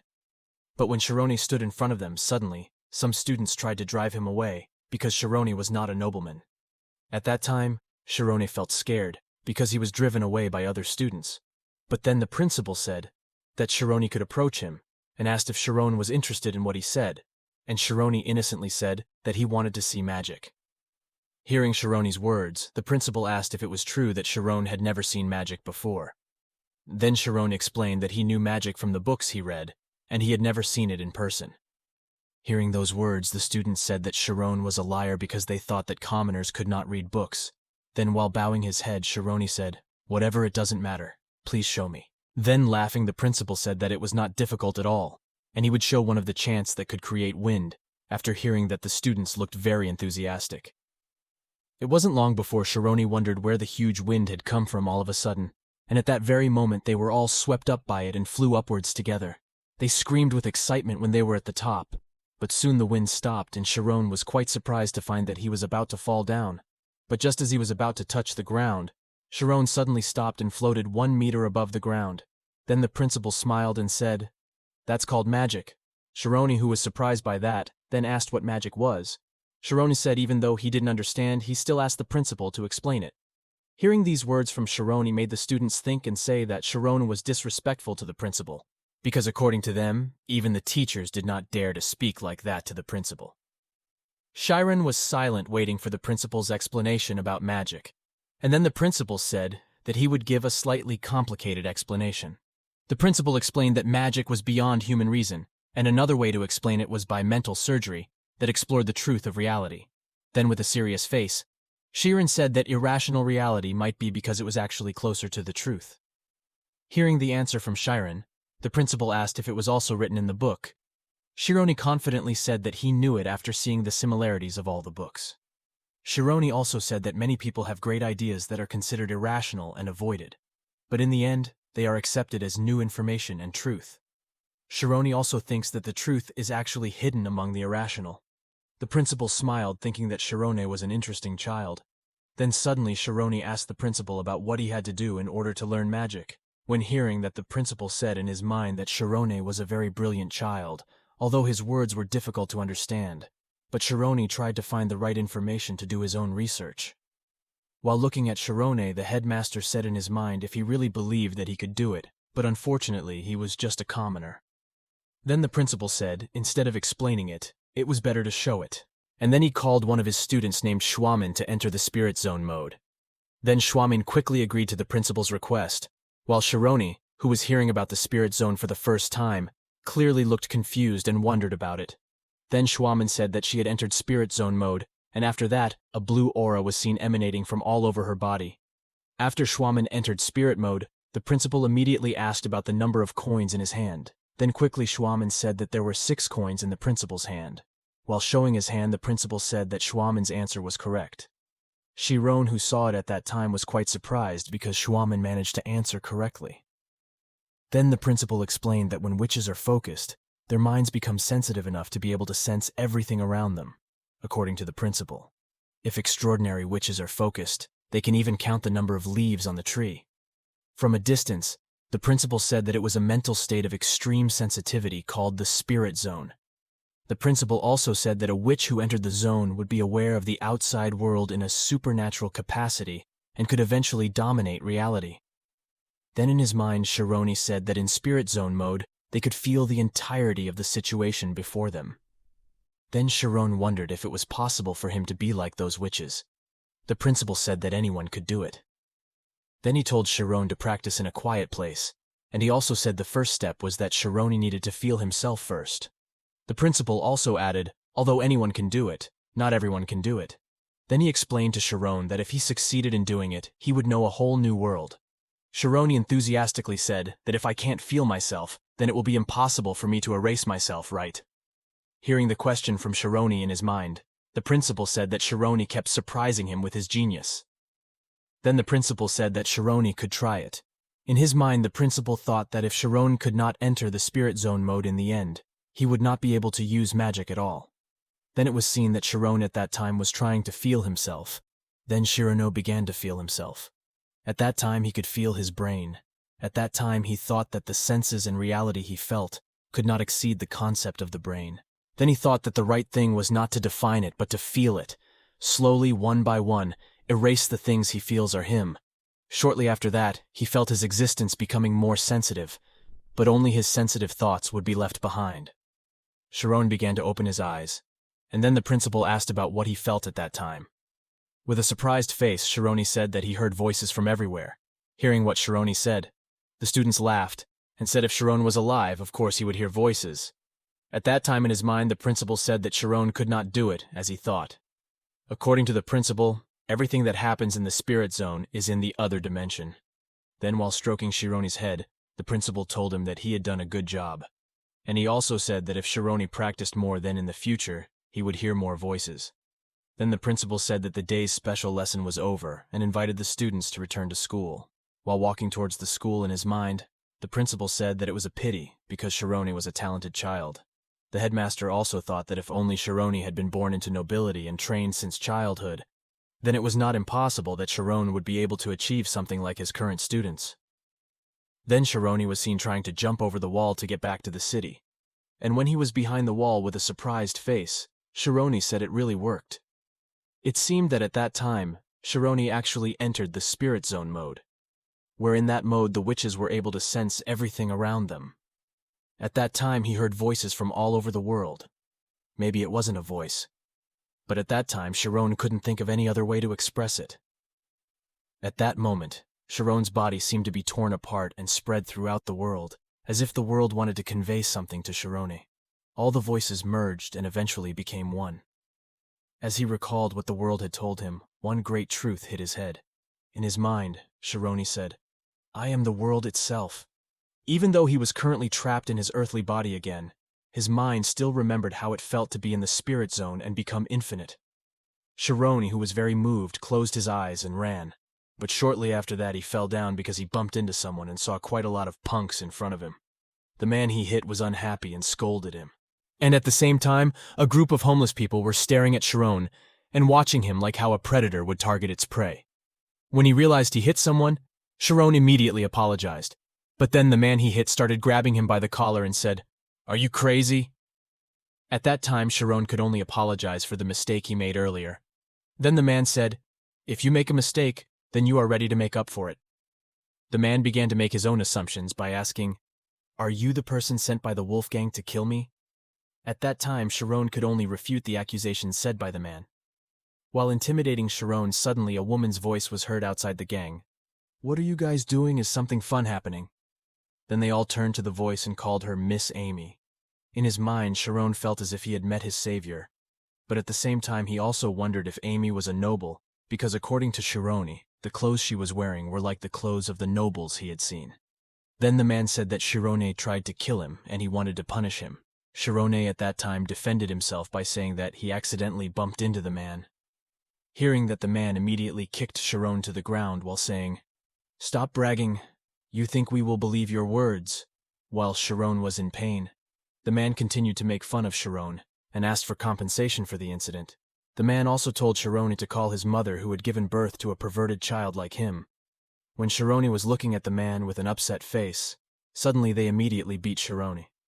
Then suddenly Amy told them to stop beating him because according to Amy, Sharon could die if beaten like that. Then Amy approached him and asked Sharon if he was okay. Then Sharon said that he was not wrong because he did not do it on purpose. At that time, Amy looked at Sharon's face, who was crying after he was beaten by the gang. Amy turned to the gang and told them, "Do they have anything more interesting?" Sharon, who thought he would be released, was quite surprised by what Amy said. The gang told Amy that they wanted to sell him to another village, because they thought Sharon was a commoner, so they wouldn't be afraid of the consequences. When hearing this, Sharon could only cry while calling his mother and father's names in his mind. While looking at Sharon, Amy said that a slave must be in perfect condition, and let's confirm that. After hearing what Amy said, the mob told Sharon to take off his clothes immediately, and if Sharon didn't, they would beat him up. Seeing what the gang was doing, Amy did not understand what the gang was doing, and began to wonder why Sharon's face became so grim like that, when in fact Amy just wanted to disturb him a little before letting him go. At that time, Amy was actually quite afraid that Sharon would start to lose his mind. Then a terrified look appeared on Sharon's face, and without realizing it, Sharon suddenly entered spirit zone mode. At that time, he was very panicked and sensitive to the violence he experienced for the first time. And at the same time, it felt like time stopped for a moment. At that time, Sharon could sense everything around him, and then suddenly Sharon saw his memories of when he received the teaching about the wind magic chant that the headmaster showed him at the schoolyard of the Witch Academy. Then all the essence of the memories and information entered his head. Then while Sharon was still absorbing all the information in the spirit zone mode, the man who had bullied him said, "This fool, are you deaf? Do you think I look like I'm kidding?" Then seeing Sharon, who was in an unconscious state due to the mode of the spirit zone, when he realized something strange from Sharon's gaze, Amy told them to stop bullying Sharon. And shortly after that, suddenly they all bounced upwards. It turned out that Sharon at that time accidentally used the magic he saw in his memory. When entering the spirit zone mode, the screams of the hordes made Sharon's consciousness return. And when he saw them, he was very surprised by what he saw. At that time, the people were seen bouncing upwards, and then all fell down due to the effect of gravity. It could be seen that the hordes were screaming in pain after falling from a height. Some had broken legs, broken arms, and some even died on the spot. Sharon did not think that he could make such a big mess. After seeing that, with a surprised face, Amy wondered about who Sharon really was, and how could a commoner learn magic. Then the guards came running to the location after hearing screams in the alley. Amy, who saw this, immediately fled by jumping to the top of the building. Sharon, who saw it at that time, was quite surprised and wondered what magic Amy was using. When the guard was about to approach him, Sharon turned his head behind him and looked at the horde. At that moment in his mind, he said that no one would believe the reason he said. Then quickly Sharon ran away from the gang. While running in his mind, Sharon called his father's name, and he said that the world was very cold. Then the view of the city of Cress was seen after the incident. Moving to a mansion owned by a first-class nobleman named the Karmas family, at that time Amy felt upset because she did not expect that the swarm was defeated by a child. Then a man asked Amy why she came home early that day, and he also asked if Amy ran away from school again. The man was Karmas Shakora, the leader of the Karmas family. After hearing her father's words, Amy said that she was bored with her studies because nothing could interest her. Then her father said when Amy could become more mature. He also added that although Amy was a genius, if she continued to be careless like that, Amy would lose her way in life. Hearing her father's words, Amy was quite surprised by that, and was silent for a moment. Her father was quite confused by Amy's attitude, because Amy didn't usually behave like that. Then Amy looked at her father and said, "If you know someone who works at the academy, could you introduce me to them?" Back in the countryside at Sharon's family home, there was a voice calling Sharon's name, and it turned out to be Vincent, who was looking for where his son had gone. Olena said that Sharon went to the logging area, and Sharon told her that she wanted to get some wood. Vincent said that he would go look for Sharon, and on the way, Vincent thought that last spring when he took Sharon to the city for the first time, Vincent almost lost him.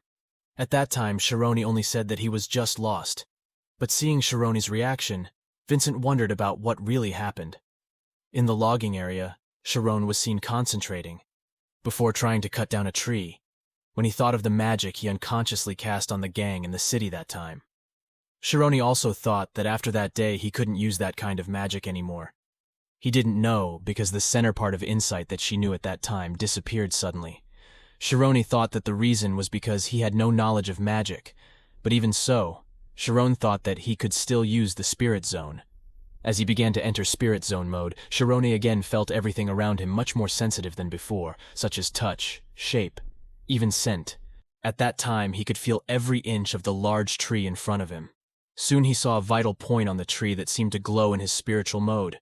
At that time, he thought that he could feel it, and then swung his axe towards the point he had seen in the spirit zone mode. The tree was destroyed with just one strike towards the vital point. After realizing that the tree he cut down was destroyed with just one swing of the axe, he felt that it was magic, like his father had said sometime before. On the other hand, Vincent accidentally saw the incident from behind the tree, and was very surprised by what Sharon did at that time. Then Vincent said what I just saw. Isn't that thunderstrike? After that, Vincent continued to observe what Sharon did that day. Then while cutting the tree, he cut down in his mind. Sharon said that it was the first time he succeeded after 100 attempts.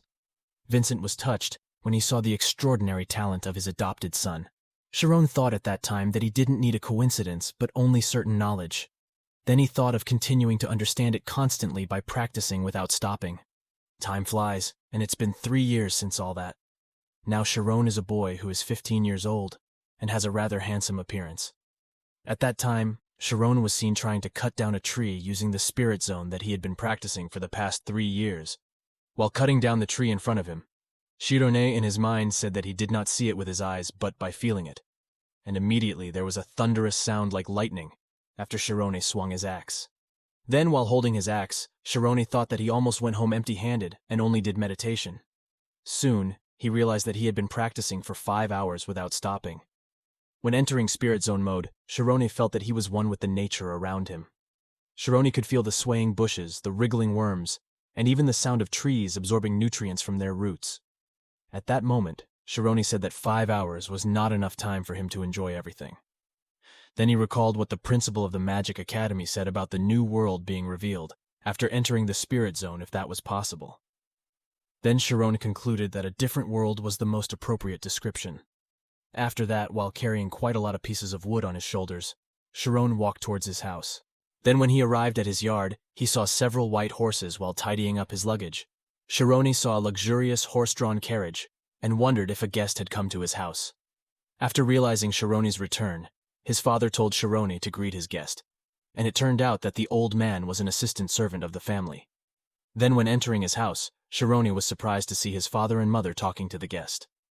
After realizing Shironi's return, his father told Shiron to greet his guest, and it turned out that the old man was an assistant servant of the Ogent family named Timurin. Timurin introduced himself to Shironi, and Shironi immediately bowed his head while introducing himself to Timurin. After that, Timurin also said that his purpose was to meet Shironi. At that time, Shironi wondered why people who worked under the second-class nobles in the kingdom came to meet him. Then, while holding Shironi's chin, Timurin said, "Do you know how to read?"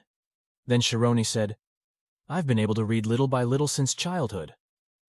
After that, Timurin turned Shironi's body as if he was watching something, making Shironi ask what Timurin was doing to him. Then Timurin said that Shironi seemed to have a good reputation, and he also said that even though Shiron was a carpenter's son, but he could read. Then Timurin asked if Shiron wanted to work for the Ogent family. When he heard it, Shironi was quite surprised by the invitation about working at the Ogent family. Timurin explained that they were moving books from the big library to the Ogent family's house. The total books to be moved were 10,000 books, and there were some important books that had to be collected. Timurin said that the work would take 2 years, and the transfer would be done by others. But the selection of the books was only done by Timurin and Shiron. After hearing that Shironi thought that what was meant was the large library of the Ogent family, there must be a lot of knowledge that was useful for magic. Then Timurin said about this work that only Shironi's family should know, and if news about this spread, then Shironi and his family would die. While looking at his father and mother, Shiron finally realized that behind the grim face of his parents was because of that. Then Timurin explained that the Ogent family would give a lot of money to Shironi and his family. At that time, Timurin told Vincent that the amount of money was an amount that he could not get just by hunting. After hearing the words of Timurin, then Vincent shouted and said that he did not accept Timurin's request because of money. Then Vincent said very loudly that he just wanted Shiron to be able to achieve his dreams. While laughing, Timurin said that Vincent was just bragging about his son's dreams and asked Vincent to stop dreaming. Timurin also questioned the reason Vincent offered him. If it wasn't for money, why? With annoyance, Vincent said because of Timurin's previous words where he said that if Shiron could read books he could achieve his dreams. Then Timurin confirmed this, and he explained that even though Shiron could read, it was very impossible for him to watch Shiron forever. Then Timurin concluded about the dream said earlier and asked Vincent, didn't he tell the truth to Shiron while listening to Timurin's words? Vincent recalled when Shironi was a child. At that time his wife initially only said that if Shironi could read books, he could reach his dreams. Then Timurin came to a conclusion about the dream that Vincent said earlier, and asked Vincent if he was not telling the truth to Shironi. After listening to Timurin's words, Vincent recalled when Shironi was small. At that time his wife initially only taught a few words to entertain her, but after 6 years old Shironi started reading books to learn. According to Vincent at that time, Shironi seemed to really like reading books, and he realized that Shironi was a smart child. At that time Vincent wondered if Shironi had royal blood, and he wondered if only Shironi was raised in a noble family, then Shironi could go to school. Then in his mind Vincent said that he should not think like that, because the most important thing at that time was that Shironi was his son. But on the other hand, Vincent also imagined that Shironi would only be a woodcutter for the rest of his life if this continued. Vincent felt scared and worried if that happened. Flashback to the moment just before Timurin's arrival at Shironi's house. At that time, his father knelt down to Timurin while saying that Timurin was looking for someone to read. Vincent asked Timurin to choose Shironi because Shironi had been able to read since childhood, and was also smart. At that time, Vincent also asked him to let Shironi read a few books. Back to Vincent, who was telling Timurin, if he knew it would be that complicated, he would not kneel to him in the city. Then in a high tone, Vincent said, "Get out of my house now." Vincent, who at that time heard Timurin's conversation about Shironi who had to stop pursuing his dream, was very upset, and he firmly kicked Timurin out of his house. At that time, Vincent also said not to arbitrarily insult his family just because they were poor and not from the nobility. Then in his mind, Timurin said that at that time there was nothing that could be done, and according to him, Shironi's family did not know their position. When Timurin was thinking about it and was about to leave, suddenly Shironi said to Timurin that he agreed to become a librarian in the Ogent family. Timurin looked quite surprised by Shironi's decision. After hearing what Shironi said, Vincent also looked very surprised. Then Timurin also told Shironi that he had no intention of scaring him, but if there was a small mistake, it would cause death for Shironi and his family. With a calm face, Shironi said that he had no problem with it, and he said he wanted to do it. Shirone also promised that if there was even the slightest problem, he would not leak it, and he would not blame Temurin if that happened. Then before leaving, Temurin said that he would be back in 1 week, and Shirone was asked to think about his offer. Temurin also said that Shirone could cancel it even if he got there, but if it was signed, Shirone could not go home before the job was finished. After Temurin went home, Vincent questioned Shirone's reason for accepting such a dangerous job. According to Vincent, they were only looking for people to sacrifice, and he said that he would be responsible if Shirone refused. Then, while crying, Shirone thanked Vincent for giving him such a beautiful gift. Then, while hugging Shirone, Vincent told him not to worry because he would protect Shirone. Vincent also told Shirone to go and return safely because he promised to protect his family. In his mind, Vincent wondered if he had finally become a good father to Shirone. They were all crying and wishing Shirone the best. Then a week passed, and Vincent was seen signing the contract brought by the servant of the Ogent family. Then after handing over the contract, Vincent's face was seen to be very worried about Shirone's future. While entering the carriage, Shirone turned to his family with a sad look. Shortly thereafter, the train was moving towards the Ogent family residence. While on the train, Shirone looked depressed after realizing that he would leave his family for 2 years. Then Shirone began to activate his spirit zone mode, and felt that his parents were crying for his departure. Shirone convinced himself to continue to strengthen his heart because this was a once-in-a-lifetime opportunity, as well as a double-edged sword for him. At that time, Shirone continued to wonder if he could survive for 2 years among those who had very strong power. The Ogent family is the second largest family in the kingdom of Thormia. The Ogent family has given birth to many swordsmen who have been tested for dozens of generations. The previous head of the family was a 3rd-degree royal certified swordsman, and the current head of the Ogent family is a 4th-degree knight. In conclusion, the Ogent family is a great family in military affairs in the city. Shortly thereafter, the servant told Shirone that they had arrived at the Ogent family residence. From a distance, a luxurious mansion with a very large courtyard was seen. At that time, Shirone was very surprised to see the extraordinary sight. Then one of the servants asked him, did Shirone start to feel scared? Because in the Ogent family there were many monsters, and another servant warned his colleague not to talk like that if he did not want to be executed. While walking towards his workplace, Shirone felt very amazed by the residence of the 2nd largest manor house in the kingdom. Soon, they arrived at Shirone's workplace. The servant said that, in addition to a place to work, the place was also used as a residence for servants like them. Then at that time, Temurin was seen waiting for Shirone in his office. While walking, Temurin said that he would explain about the task that would be given to Shirone, and Shirone said that he would do his best.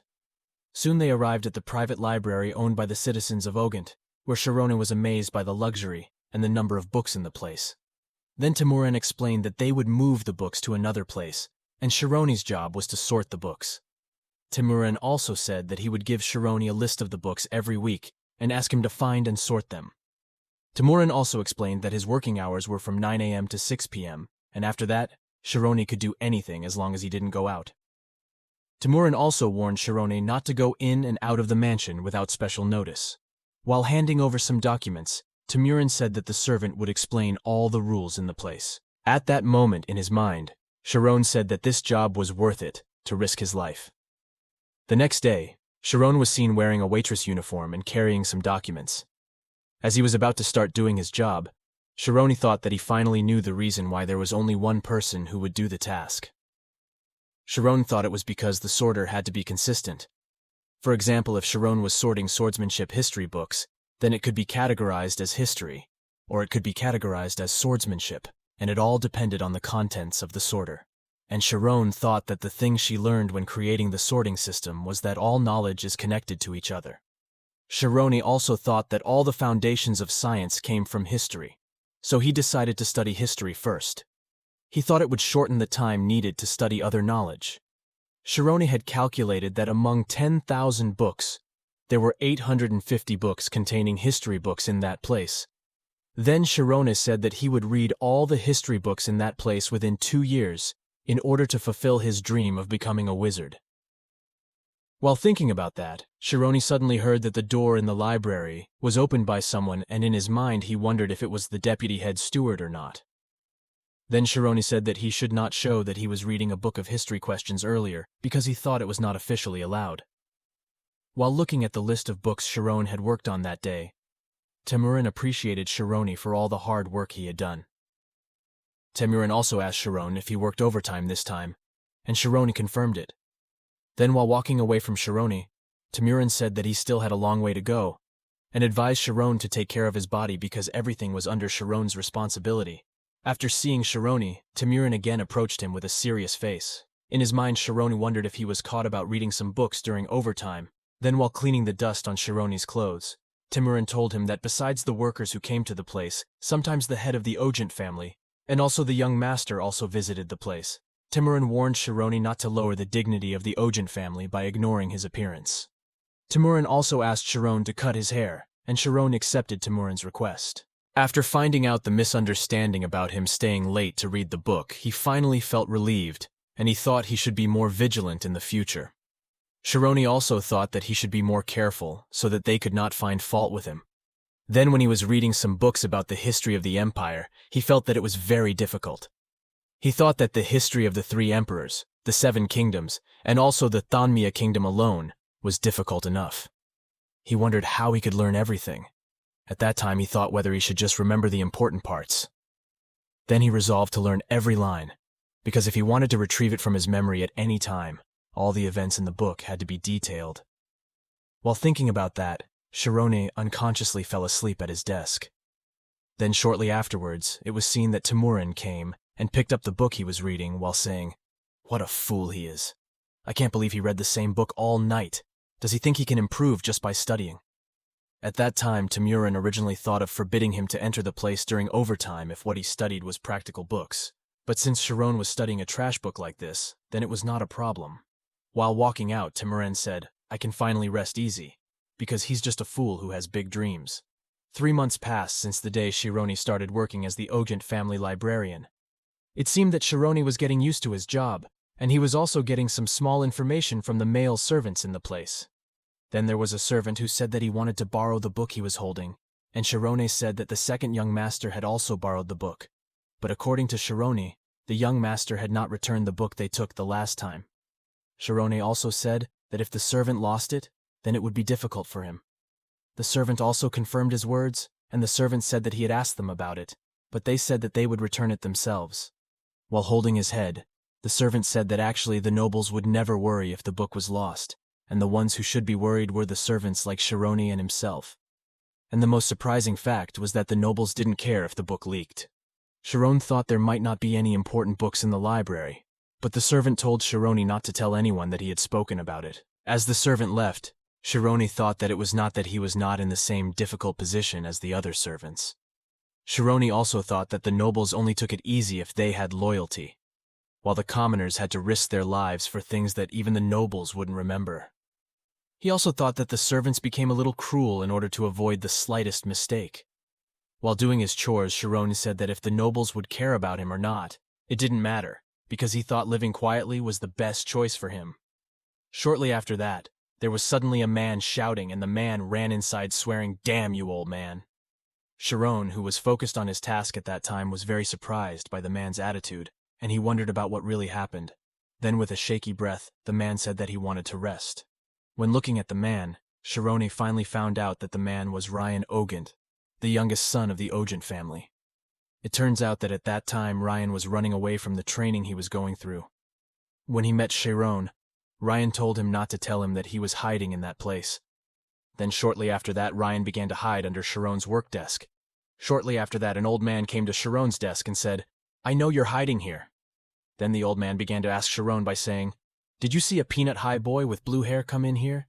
Hearing that made Shironi think in his mind, if according to the old man, Ryan, who has a large body, is considered peanut-high, then how does the old man see him? Then Shironi asked him about who exactly. The old man then, with an annoyed face, said that he was a swordsman instructor, and he was the teacher who would give lessons to the bean. Then the teacher threatened Sharon to tell him where Ryan was hiding, because if not, he would make Sharon battered. Hearing that, Shironi also told the teacher that Ryan was hiding under his desk. After learning that Sharon told the teacher that he was hiding in that place, Ryan then said, "Are you tired of living?" Then the teacher lifted Ryan from hiding, and Ryan said that it was a misunderstanding.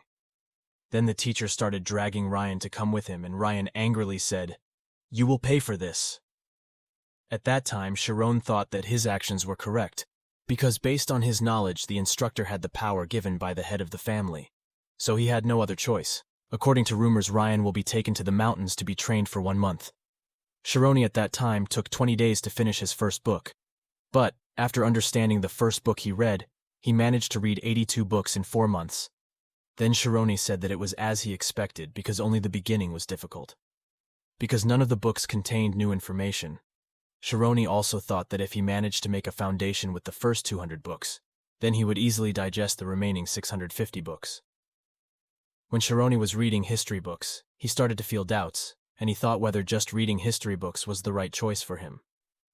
But when he was able to study the activities of witches in the past, he was even more convinced that he had chosen the right decision. According to him, if scholars create a theory, then witches will realize the theory in the real world. After knowing that Sharon thought that scholars and witches were practically the same, but according to him, not all scholars were witches because they could not enter the spirit zone mode. In the end, Sharon concluded that with his spirit zone he could become a wizard. If he added the amount of knowledge, then it would be the initial framework of his insight. After thinking about it, then Sharon said, I might be able to become a real witch.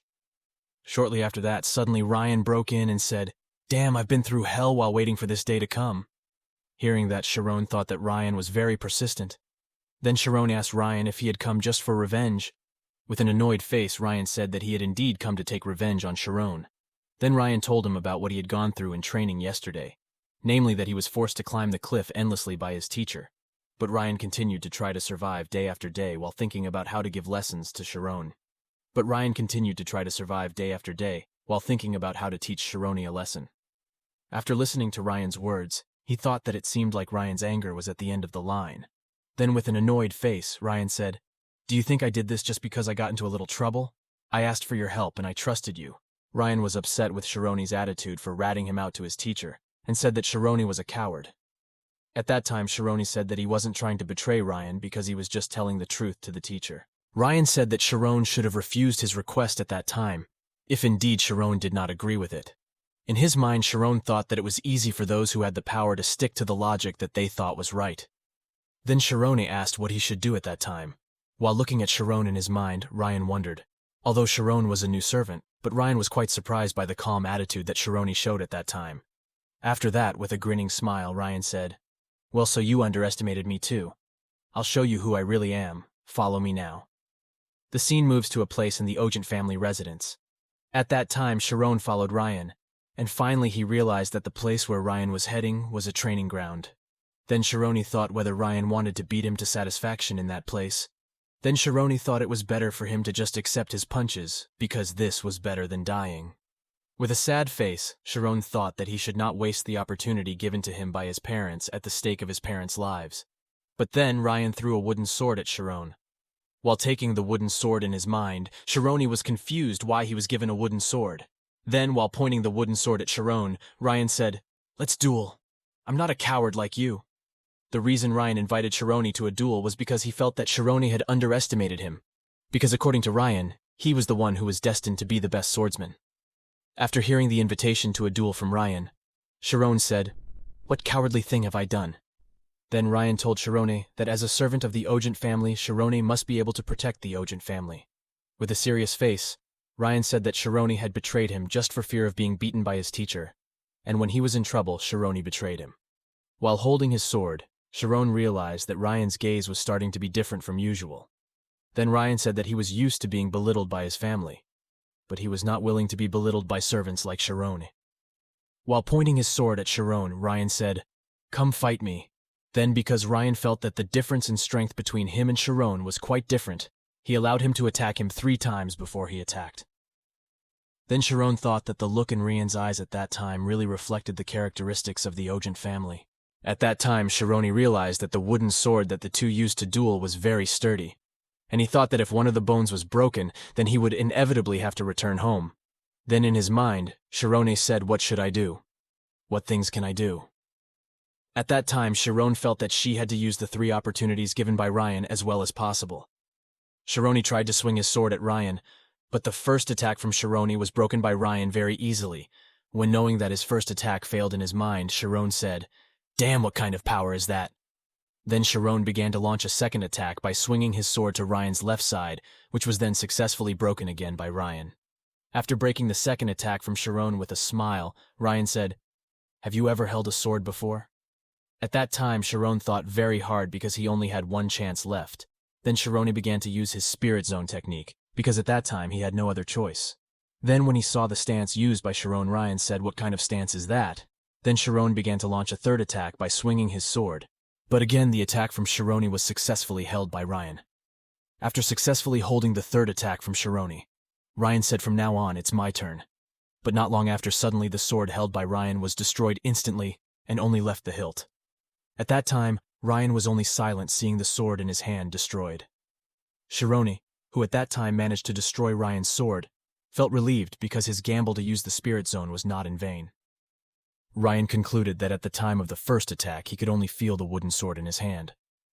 Then in the second attack, Sharon managed to calculate the time that his opponent moved. And the last chance, he finally managed to attack the vital point of the sword in Ryan's hand and destroy it. At that time, Sharon felt happy, because he managed to apply the Thunderstrike technique that he had practiced for 3 years in the fight against Ryan. Then Ryan asked Sharon where Sharon learned the sword technique. Sharon explained that the technique he used at that time was not a technique from swordsmanship, but it was a Thunderstrike technique.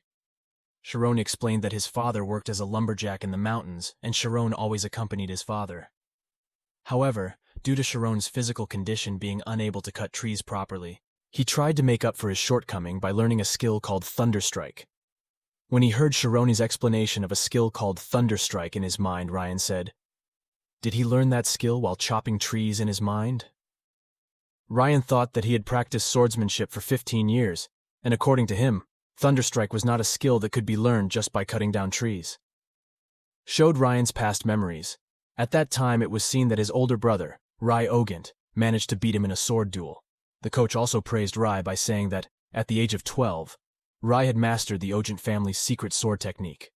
And the instructor also said that there was nothing more that could be taught to Rai. While holding Rai's shoulder, his father said that Rai had inherited his genius and said that he would throw a celebration party for Rai. At that time, Ryan could only cry over his loss to his brother, and in his mind he wondered why he couldn't catch up with his brother.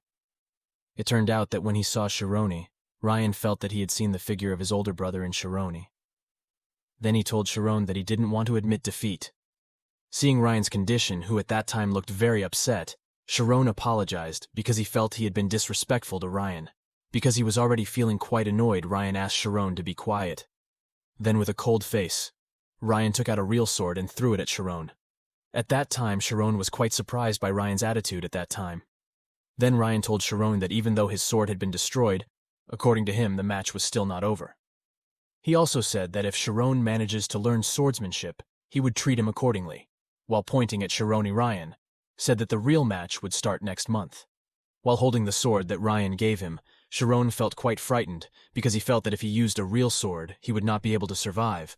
Then Sharon begged Ryan to think about it again, and he said that he had never once learned swordsmanship. With a cold face, Ryan said that that's why he gave Sharon time to practice. And if it's true that Sharon has the talent to learn sword smash, or can be known as Thunderstrike just by chopping down a tree, Ryan feels that Sharon will have no problem learning swordsmanship. Ryan also told Sharon to never try to run away. Sharon, who was confused by the deteriorating situation, could only remain silent. The next day, Sharon was seen thinking about what happened yesterday, and he was quite confused about the situation at that time. The Ogent family has a characteristic black and blue hair that has been passed down for generations. Since long time ago, the head of his family named Bischoff Ogent has 3 sons and 1 daughter. His first child is already known as a level 6 swordsman, while his second child is the only woman in the family. But even though she has quite good talent, she prefers to become a pianist in the palace, while his third child is named Rai Ogent, who is known as a genius. But unlike his other siblings, Ryan did not show any great talent in himself. According to the words of one of the servants in the family room, Ogent had hired a great teacher for Ryan, but Ryan was still considered to have no talent. Everyone in the Ogent family's residence must have known about the story. Then one can see Sharon, who at that time thought that he should have received Ryan's attack so that he would not make Ryan remember himself, who had been compared to his older brother since childhood. Sharon thought that nobles were extraordinary, and if not for the books, there would be no other reason to die then. Sharon thought that if he made a mistake, then he and his parents would be executed. Then Sharon looked for a way to survive by looking for books on defensive techniques from swordsmanship. He tried to learn them one by one from several books on swordsmanship matters. At that time, he was quite confident with his body's endurance because since childhood he had lived in the mountains. On the other hand, Ryan can be seen practicing. At that time, Ryan was training his endurance by running 100 laps. The coach said that Ryan had managed to break his own record, and he asked what was happening to him, so that he became more enthusiastic while practicing. While controlling his breath, Ryan said that he was still able to practice again, and he asked the coach if there was a workout that was even harder.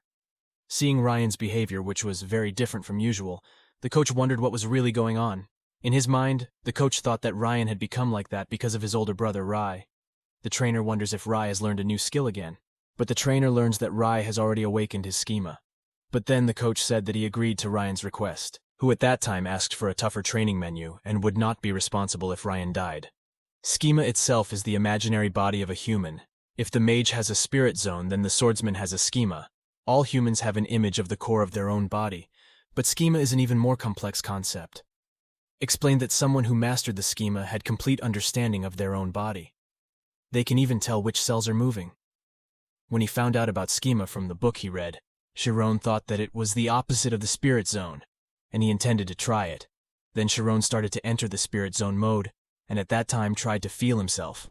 Originally he needed to erase himself first, but he thought if using schema, he needed to go deeper and draw all the points in his body, but that was just the basis of using schema. After that, Shironi thought that suddenly putting all her effort into schema, then it wouldn't be efficient. Then he remembered the first time he saw the woman he met 3 years ago. At that time, he wondered if she used schema to jump on top of the building. According to Shironi, if it was true that the woman was using schema then, he thought it was an extraordinary thing, especially at such a young age. Then he saw Shirone, who was practicing with a sword in his hand. At that time, Shirone thought that he preferred to use the spirit zone as a foundation for practicing swordsmanship. Then Shirone said that he wanted to try to cut in 8 directions. Here you can see he started swinging his sword downwards, which then hit the target he was attacking. Then the scene moves to Ryan, who at that time was practicing by swinging his sword in succession.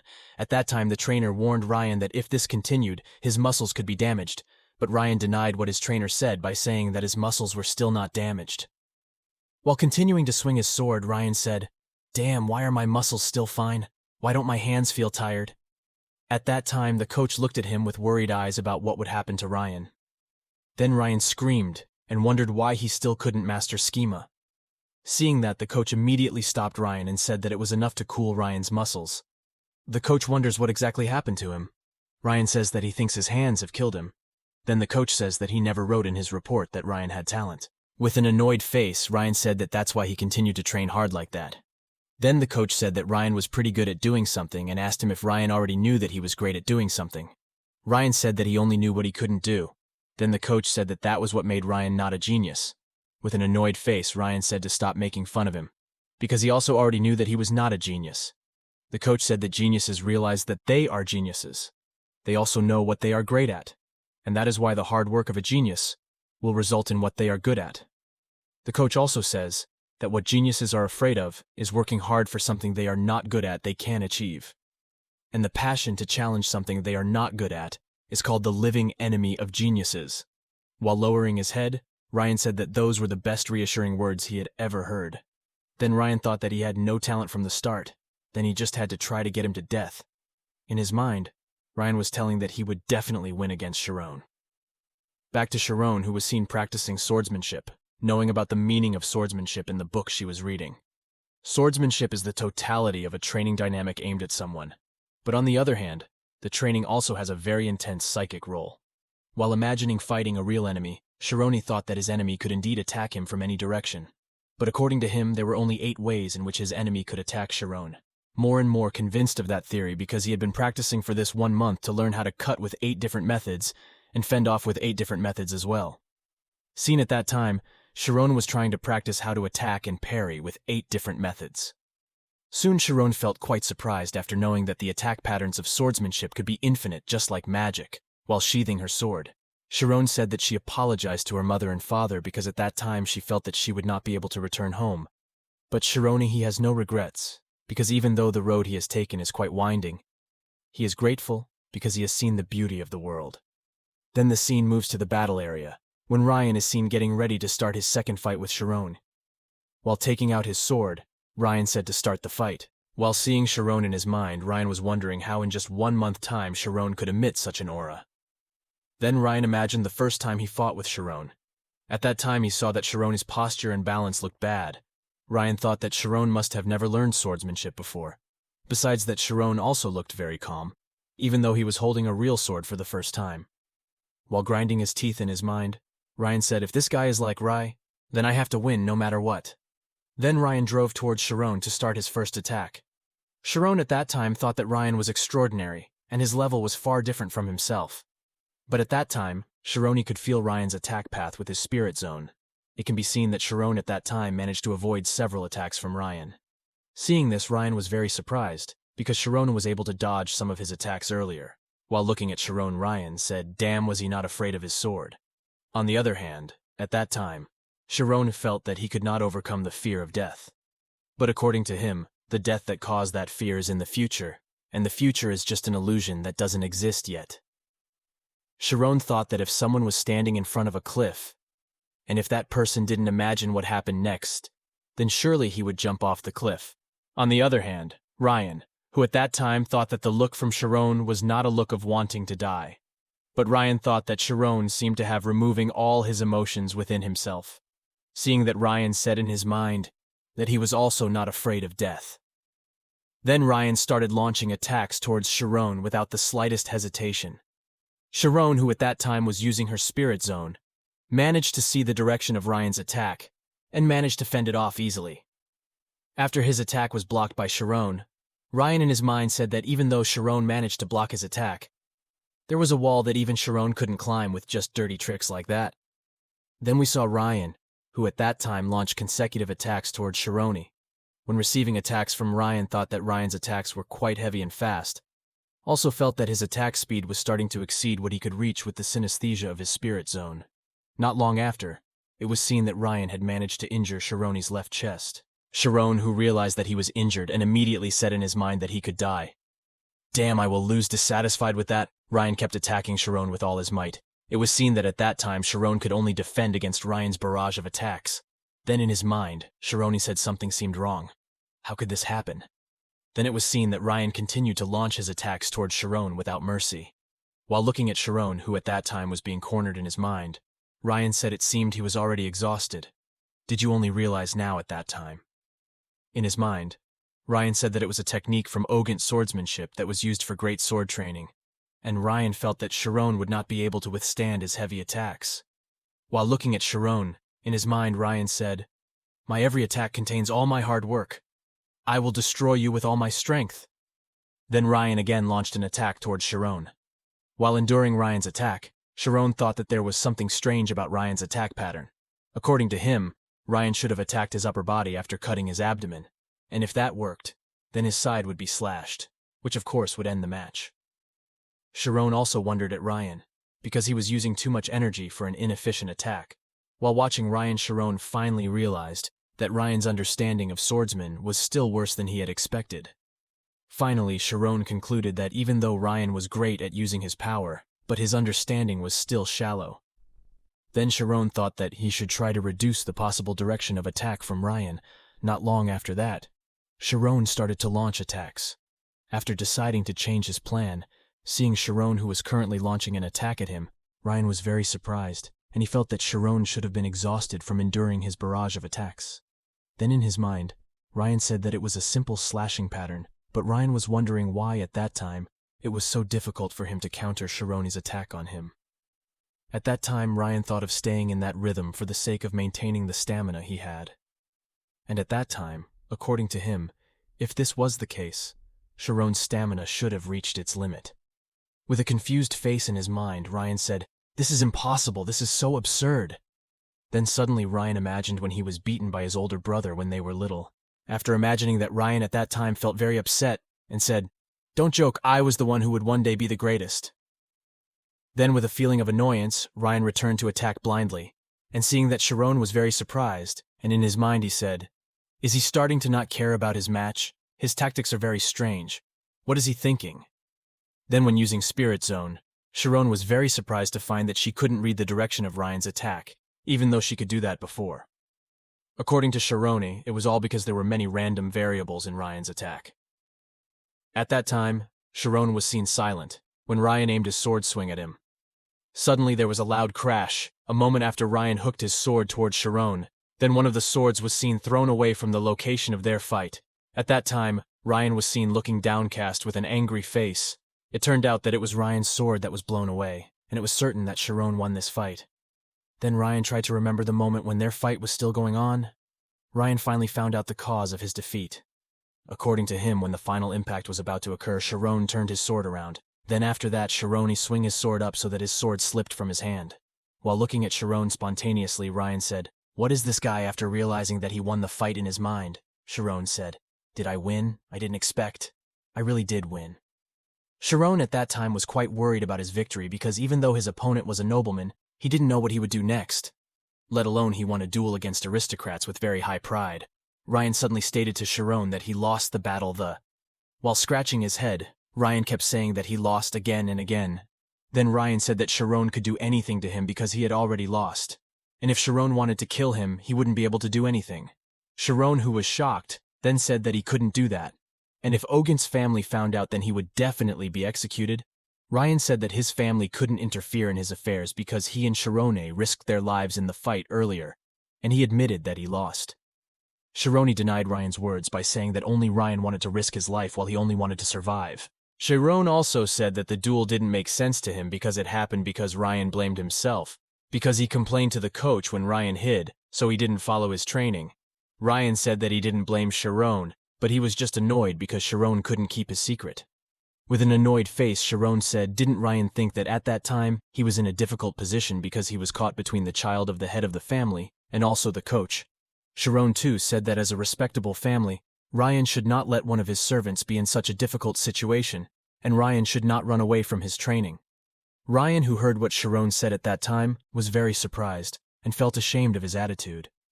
Then Ryan started imagining his embarrassing attitude from his and Sharon's point of view. Then, while dropping his body, Sharon said, "I really thought I would die."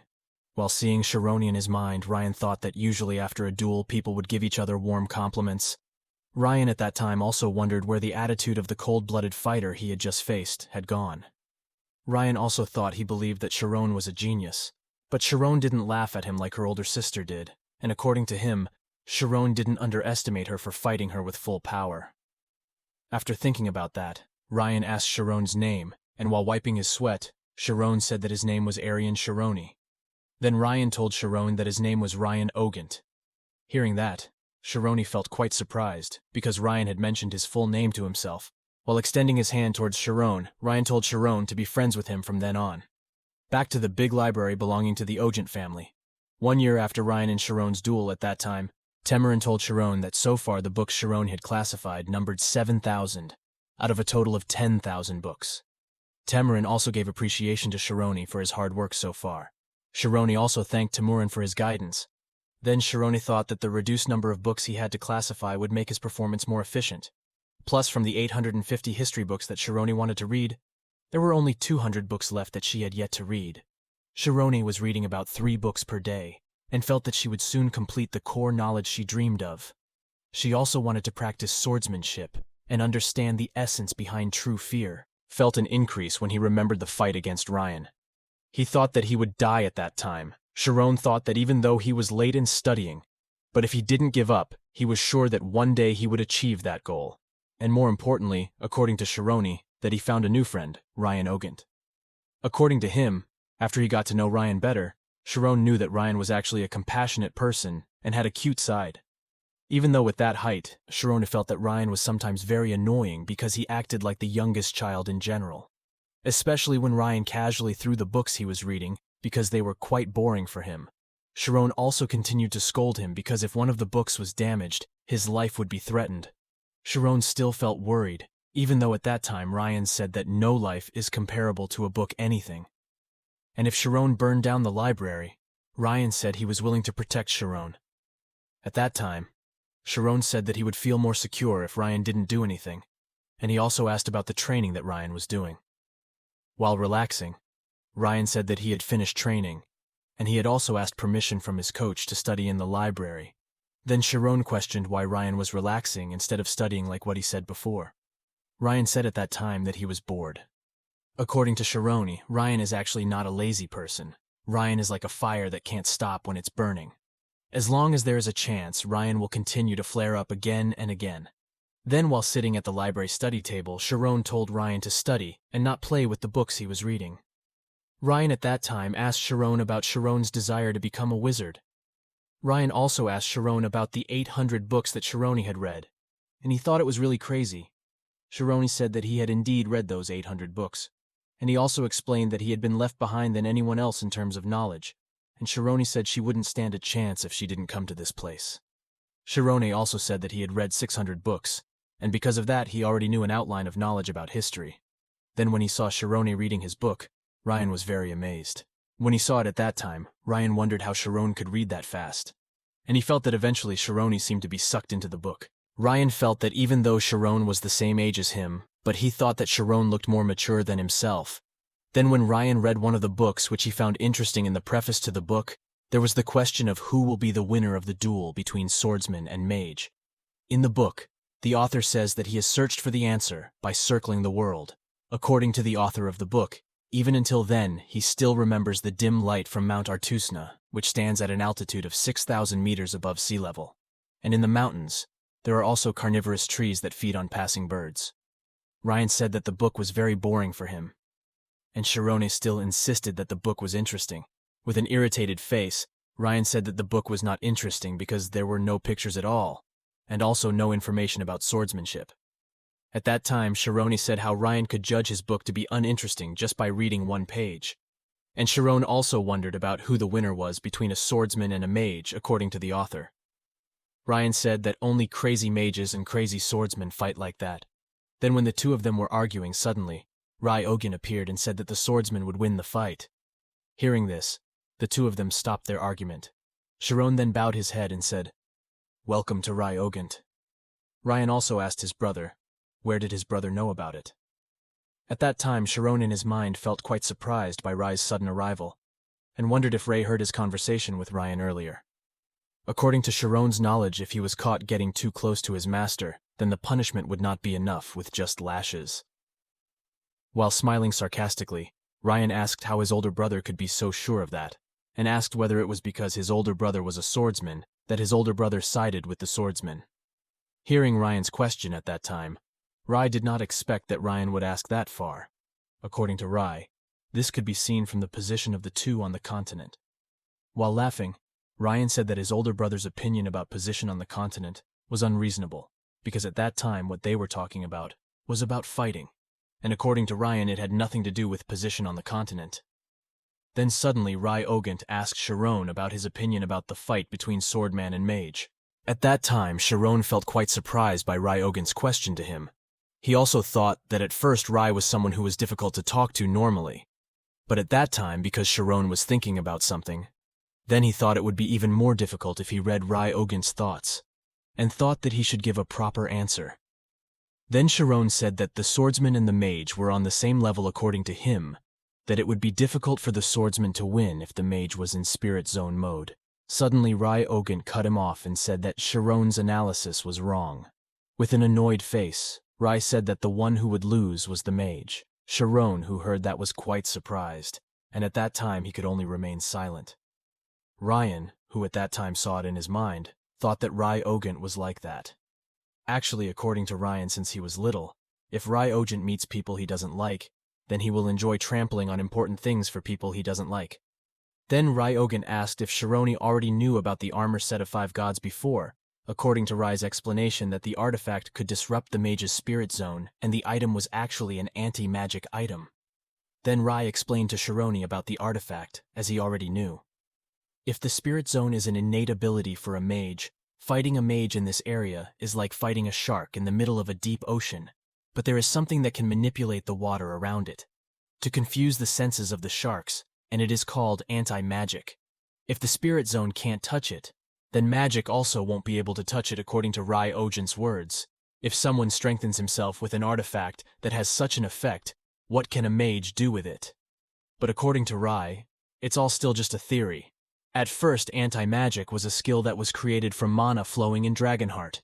And since these artifacts have their own wave quality, no matter how much money is spent on those artifacts, their effectiveness will not increase much. Even the master of the wave equation named Yakra can only bring out as much as 65% of the potential of the armor.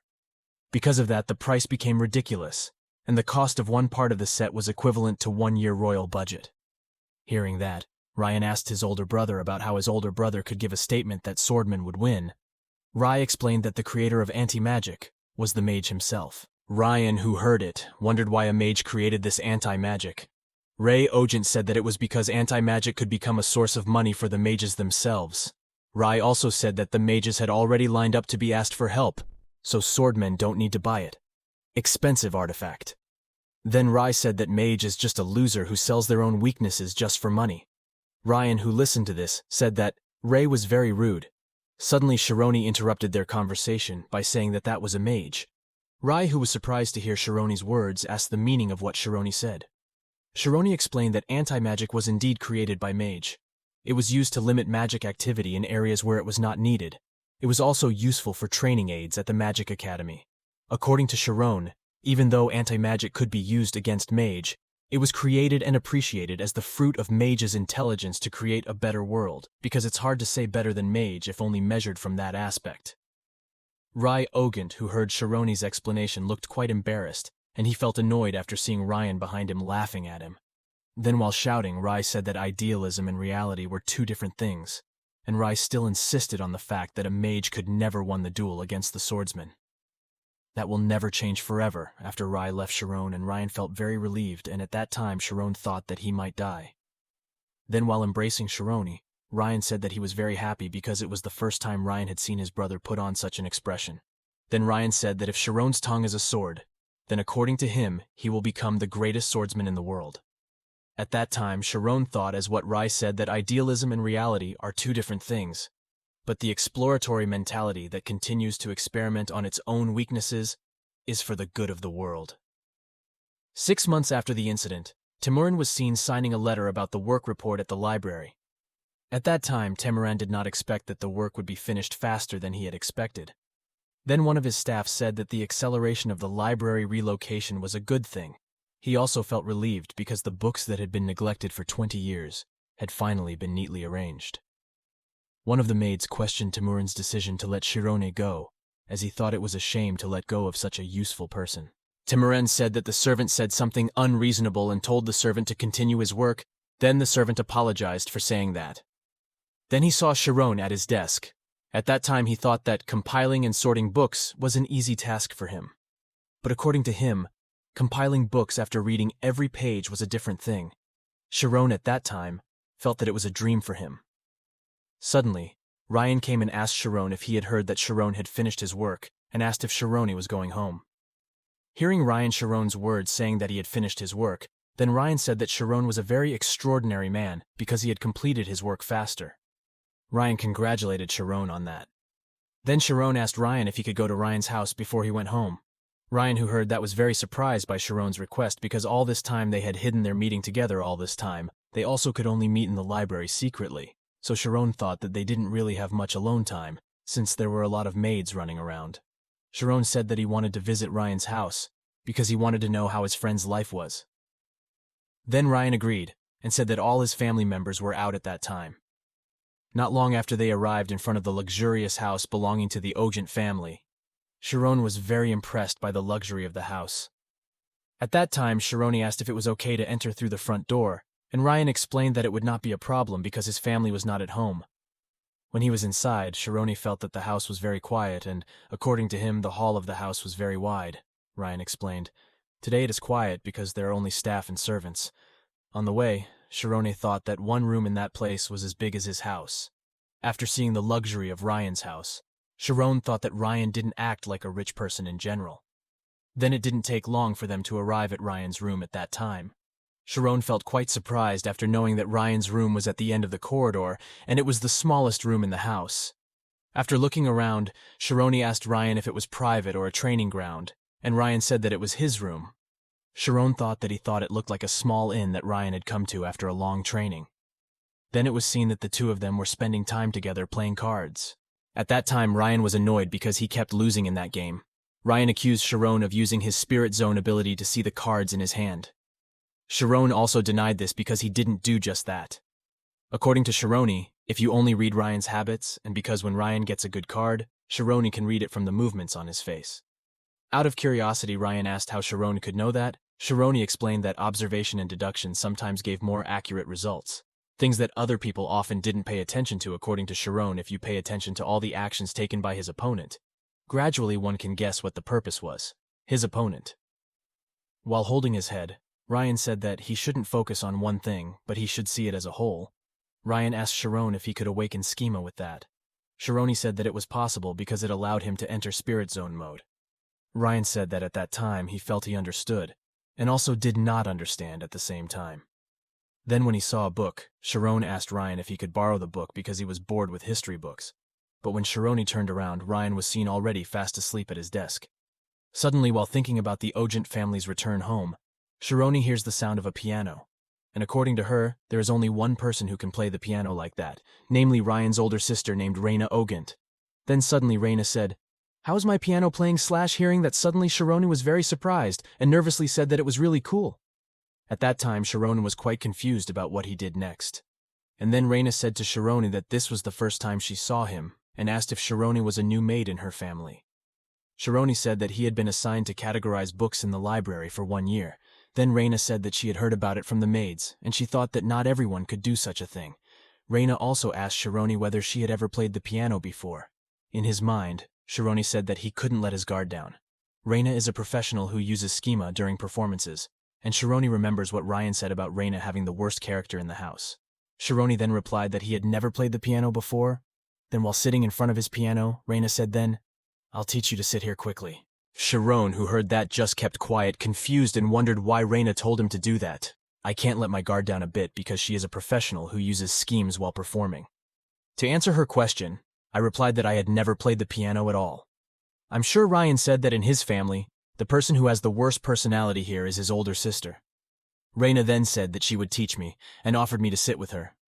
I'm not sure what to do. Seeing me looking doubtful, Raina assured me that no one would punish me since she allowed it. Since Raina sounded adamant, I was in a position that couldn't refuse. After all, when else can I sit in front of a piano? Feeling a little hesitant, I sat next to Raina. He then explained the keys and symbols on the sheet music. He also shows what happens when he presses the 3 keys together. The sound coming from the piano was pleasing to the ear. I hesitantly asked if I could try playing the piano. Hearing my request, Raina allowed me to play the piano. I said my playing would not be pleasant to hear. Seeing that I wasn't confident, Raina convinced me that everyone else was the same way. I started playing the piano. Raina couldn't believe what she was hearing, because all the keys I pressed were all wrong. I showed no hesitation as I pressed the key. Raina wasn't sure if she should stop him. Gradually, Raina felt something strange because I pressed the wrong key perfectly, even though the key is pressed wrong but the music sounds very similar. Raina felt that I copied the feeling from her performance just now. Little by little, the voice started to sound more accurate. Raina couldn't believe what she was seeing.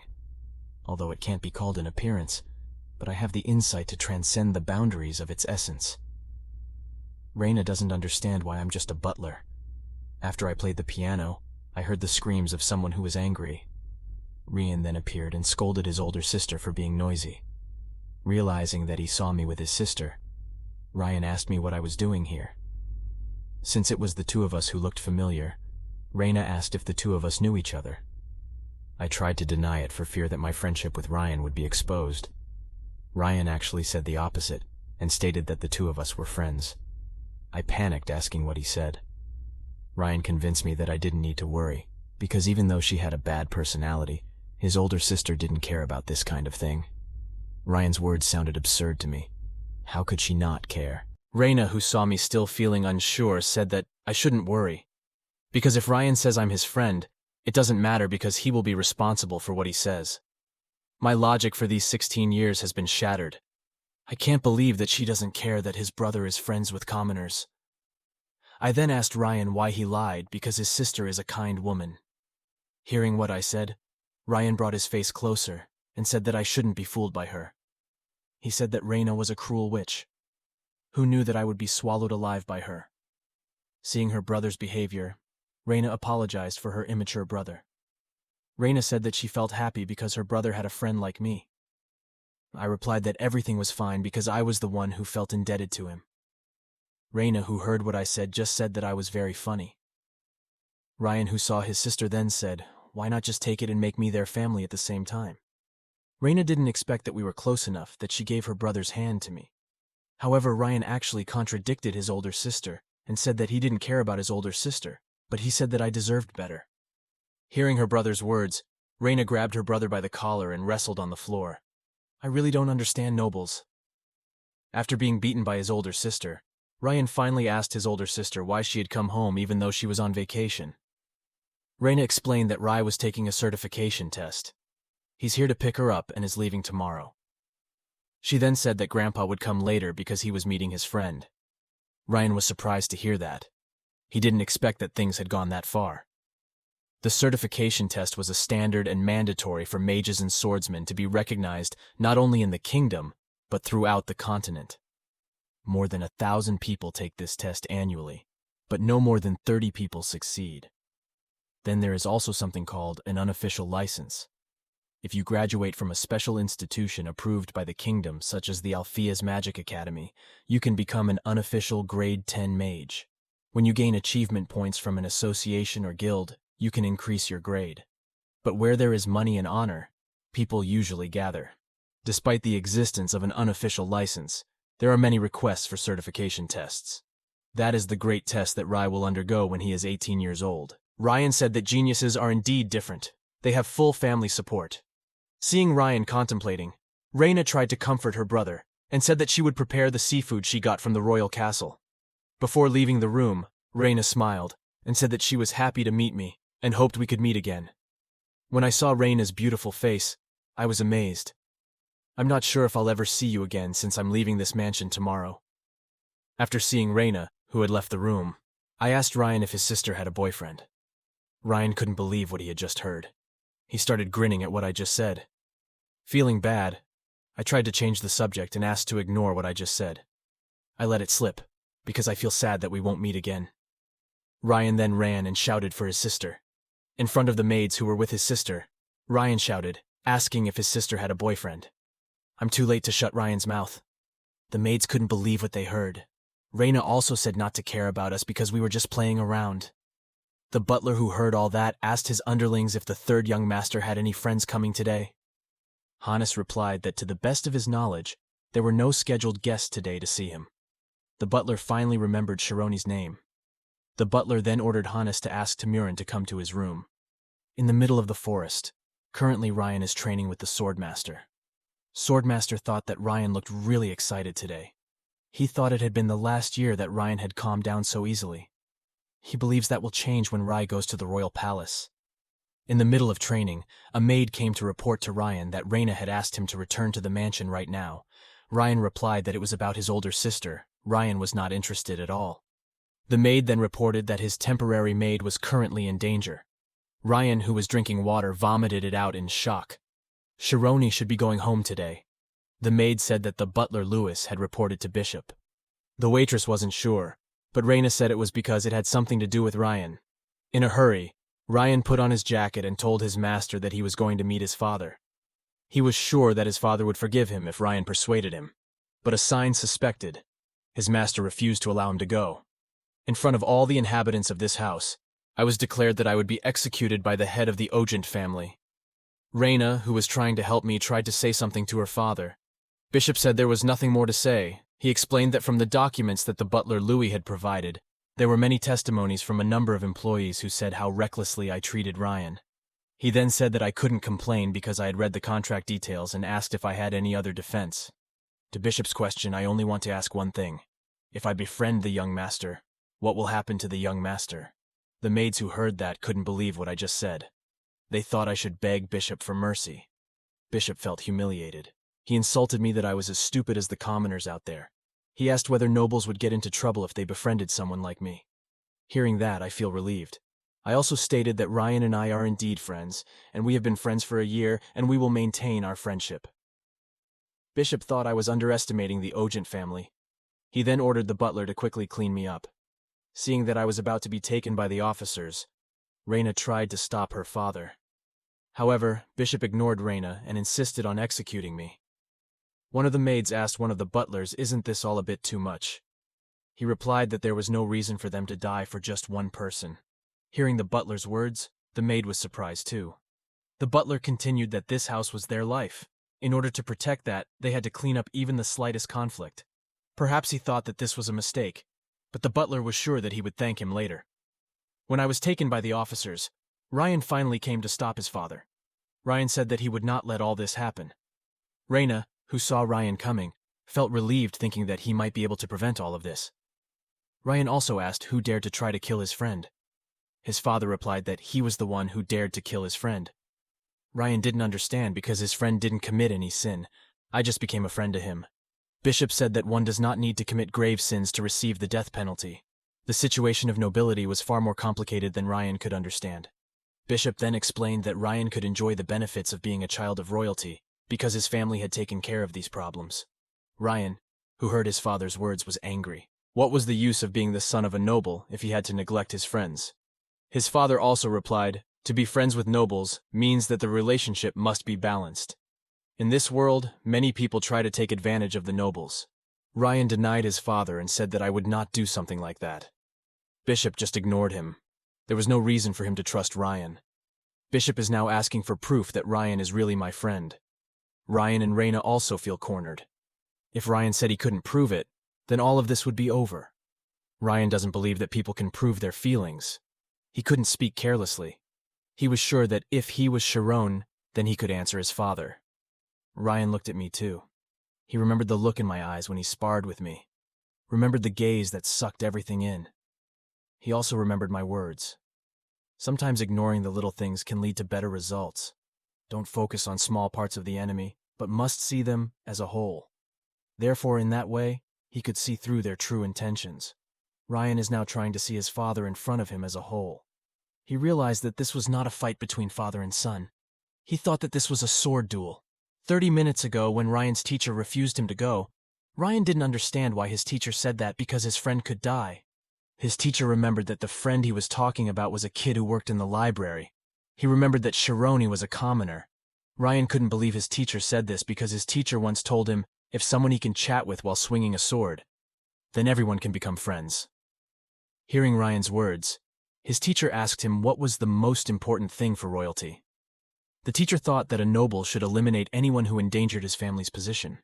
He asked Ryan if he had ever thought how heavy his friends' hearts were when they found out that they were just flies. Ryan thought that he couldn't stay silent like this because he was the one who asked Sharon to be his friend. He didn't want to be a coward. His teacher thought that Ryan's determination was pretty good. He felt that Ryan was pressured, honest, and innocent. But he couldn't become a great swordsman with just that. In his heart, his teacher had high hopes for Ryan and thought of continuing to support him. Hearing Ryan's conviction, his teacher gave him his sword. He said that he would let Ryan go home if he brought the sword. But if he wasn't prepared for even something like this, then his teacher wouldn't allow Ryan to even take the slightest step from this place. Hearing his teacher's order, Ryan was determined that he would never forget this merit. The teacher then warned Ryan, if throwing away friends is the same as throwing away pieces of yourself. In front of his father, Ryan believes that this is a sword fight with his life at stake. Ryan then laughed in front of his father. He said that he was almost defeated by him. Ryan answered his father that his existence alone was proof that Shironi was his friend. His annoyed father was sure that what his son said was just nonsense. He said that this was not a simple matter like a father and son fight. Bishop thought that the dignity of all nobles was falling to the ground right now. He even said that he dared to curse and expel his son from here if it was for the sake of maintaining the integrity of his home. Everyone couldn't believe what Bishop said. Hearing his father's words, Ryan said that if that was what was needed to protect his friend, then he would gladly go. Bishop, who was angry with Ryan's answer, ordered him to raise his sword. He said that Ryan really thought that Sharon was his friend, so risking his life here right now. According to his father's order, Ryan drew his sword. His father could not believe that his own son would take up the sword against his own father.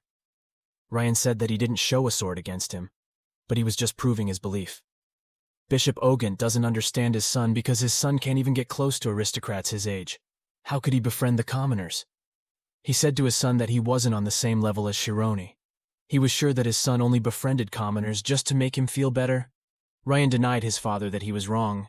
He believed that Shironi was above him, and he wanted to help Shironi to shine even brighter. Bishop Ogent, who was adamant, then accused me of cheating his son. He said that I had convinced his son that nobles and commoners could be friends. I replied that I had never deceived him. Ryan asked me to be quiet because he wanted to protect me. But he doesn't need to bear all of it because I will be the one who will bear the part that is my responsibility. I had a hunch since Ryan became my friend, that I will be at a crossroads where I have to choose my life or my friends. Even if I die in this place, I have no regrets about being his friend. Hearing my words, Ryan shed tears. He was sure that was what he wanted to say from the start. Even if he was kicked out of the family, we would still be friends. Reina was moved to see her brother's statement. Although he is not yet an adult, he is still a human with a heart and feelings. A true friend who will not leave his friend. Even the other maids were moved to see what was happening at this moment. Everyone felt either having a friend like that, or wanting a friend like that. Seeing the current mood, Butler Lewis thought that things were starting to go awry. From the second-floor balcony came loud laughter. Reina, who saw the origin of the laughter, was relieved that her grandfather had arrived. The grandfather did not expect to doubt something like this in his old age. He also said that youth is the best. Since her grandfather had arrived, Reina thought that things should be safe by now. Bishop Ogent asked his father why he had arrived early because Reina said it would take him a few more days to get here. The grandfather sat on the sofa and replied to his son that he had come earlier because his friend had run off with a young girl. The one who had just arrived was General Thormia, and a grade 3 swordsman, Ryan's grandfather, named Clump Ogent. Clump said the place was as noisy as ever. Bishop Ogent replied that it was not necessarily a good thing because this brought the honor of this family into question.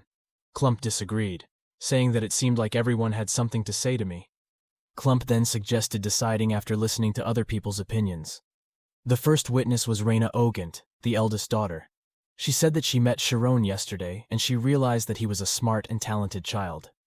Also, Shironi had completed all the terms of the contract and should have been allowed to leave the residence today. Considering this, it's quite difficult to say that Shironi only approached Ryan with malicious intent. And because of that, Reina couldn't believe that his actions would tarnish the family's reputation. After hearing Reina's opinion, Clump then asked his second grandson, Rai's opinion. Rai angrily said that he doesn't like me. Bishop, who heard Rai's words, felt happy, but in the end he was betrayed because Rai said that this had nothing to do with him at all. Rai doesn't like me at all, but who Ryan is friends with he doesn't care at all. He then said that he only wanted this matter to be resolved quickly, so he could head to the royal palace immediately. After hearing Rai's statement, Clump laughed because this is what he likes most when he is at home.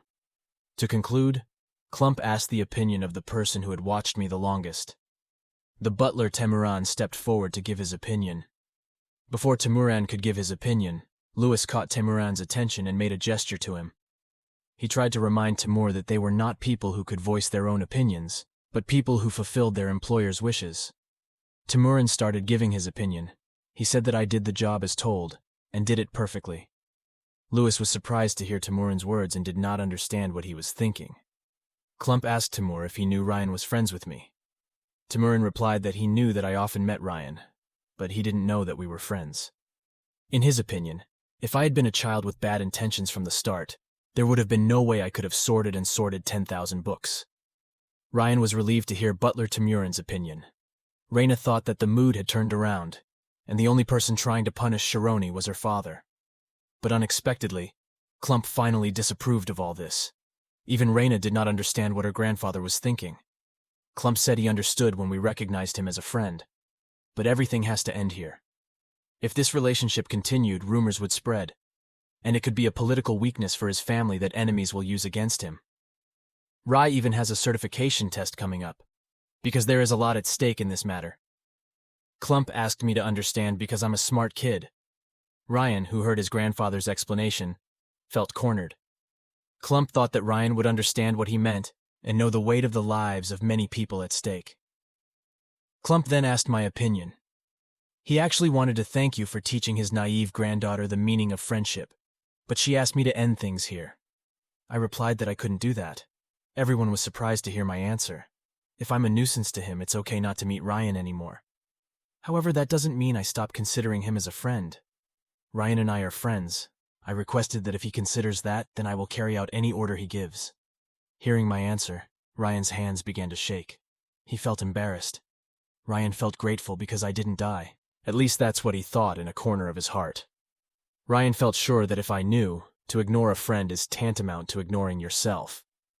Ryan finally thought that things like this shouldn't be made a fuss in the first place. He then raised his sword up. Reina didn't know what her sister was trying to do, but she tried to prevent whatever her sister was trying to do. Ryan then stuck his sword in front of me and knelt down.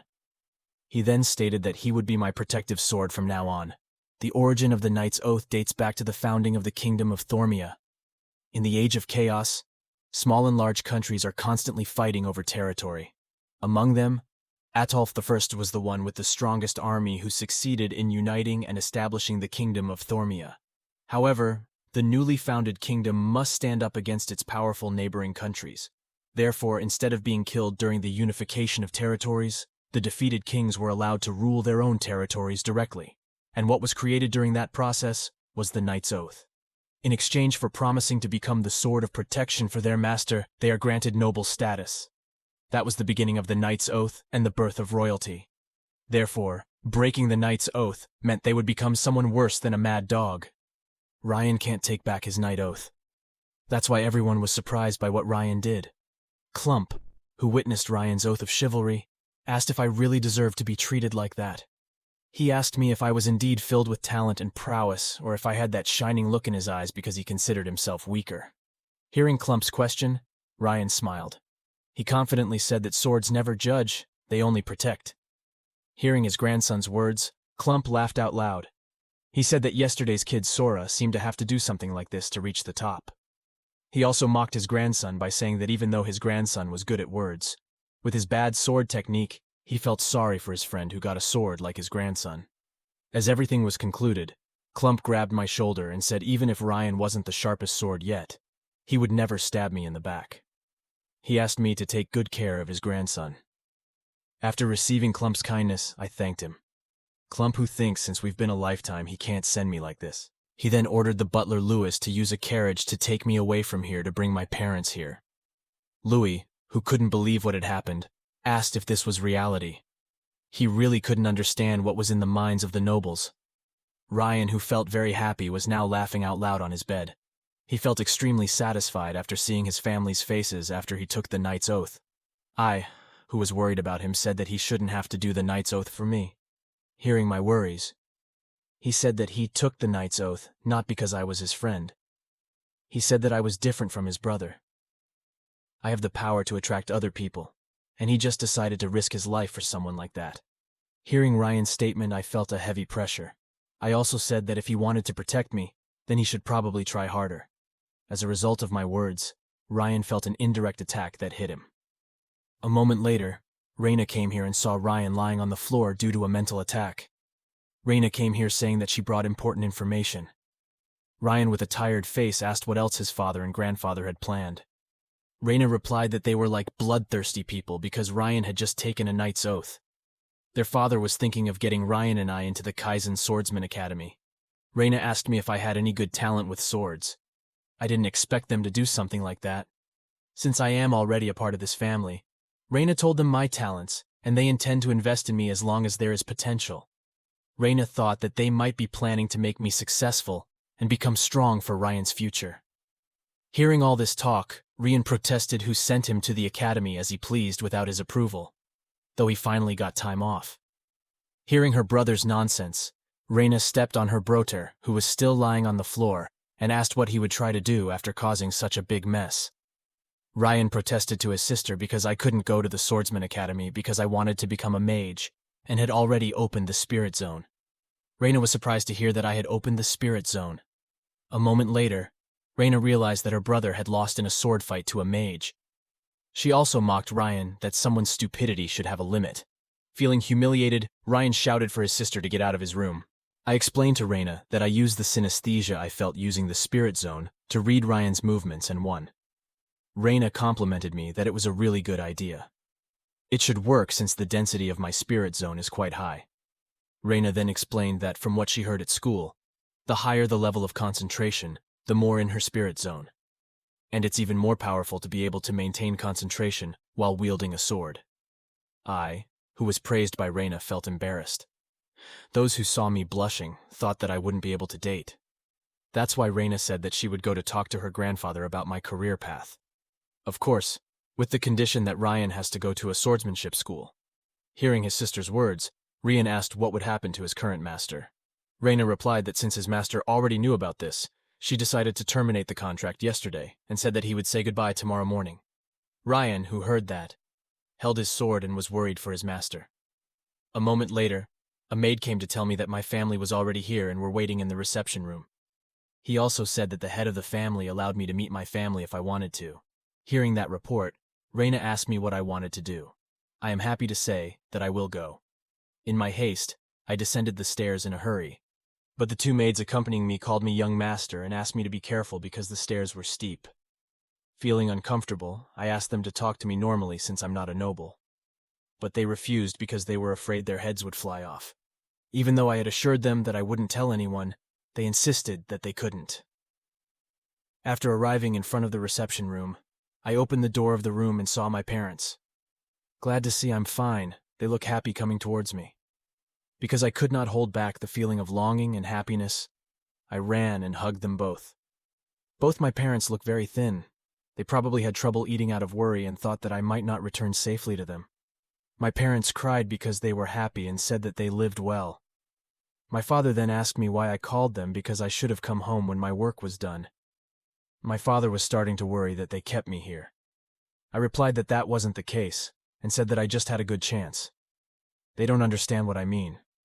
I also tell what has been experienced so far. The more they heard my story, the more worried their faces looked. My father also asked me if I befriended a noble young master while working at the library. Then the young master swore a knight's oath to me and asked me to be his friend. Not believing my story, my father grabbed my shoulder and shook me. He said there was no way a smart kid like me could be unreasonable like this, and someone must have treated me badly. My father's shaking made my head spin. He hugged me and cried. He didn't expect that what people said was true, that if you go to a noble house you won't be able to return to normal. My mom, who saw Dad overreact, tried to stop him. A moment later, the head of the family finally arrived with Ryan and Reina. They introduced themselves to my parents. My parents, who were frightened at the sight of the nobles, very politely introduced themselves and asked why an important person had come to see them. Reina asks if they didn't tell them anything. My parents were shocked because they didn't expect that the nonsense I said was true.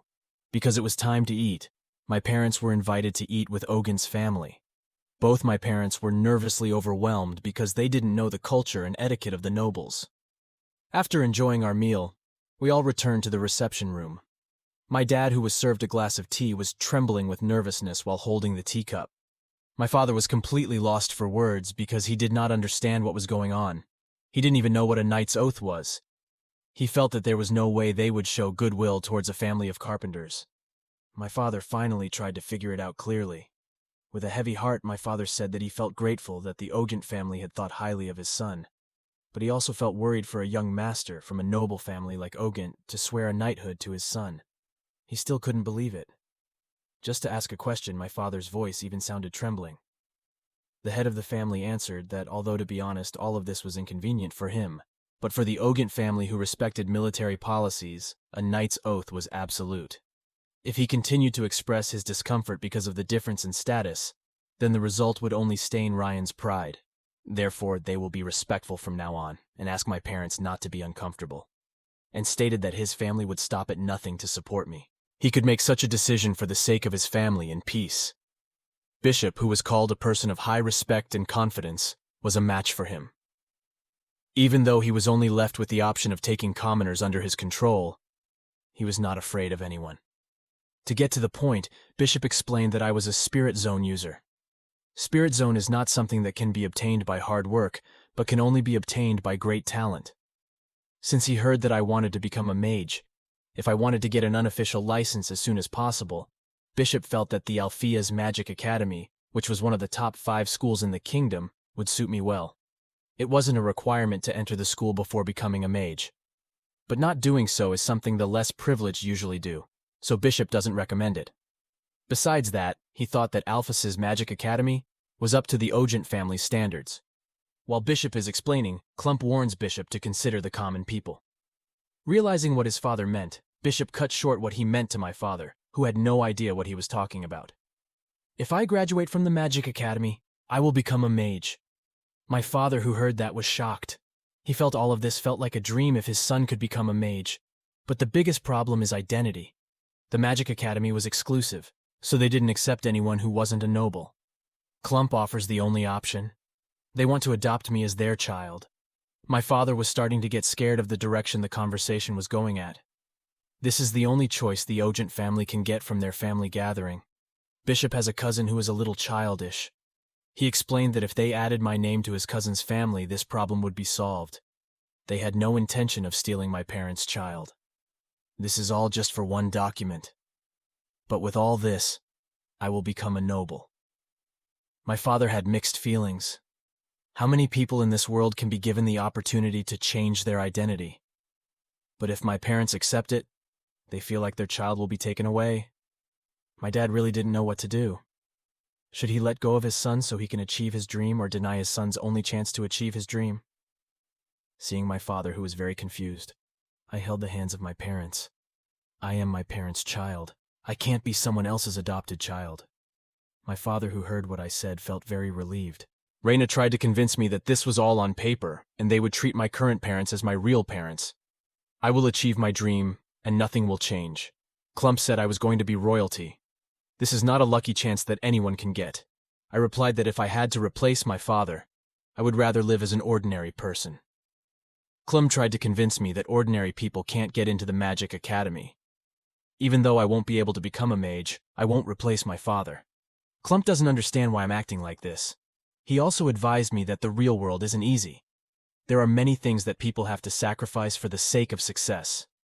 Clump asked if I couldn't do that. Was my dream just a joke? Maybe my dream is just a joke.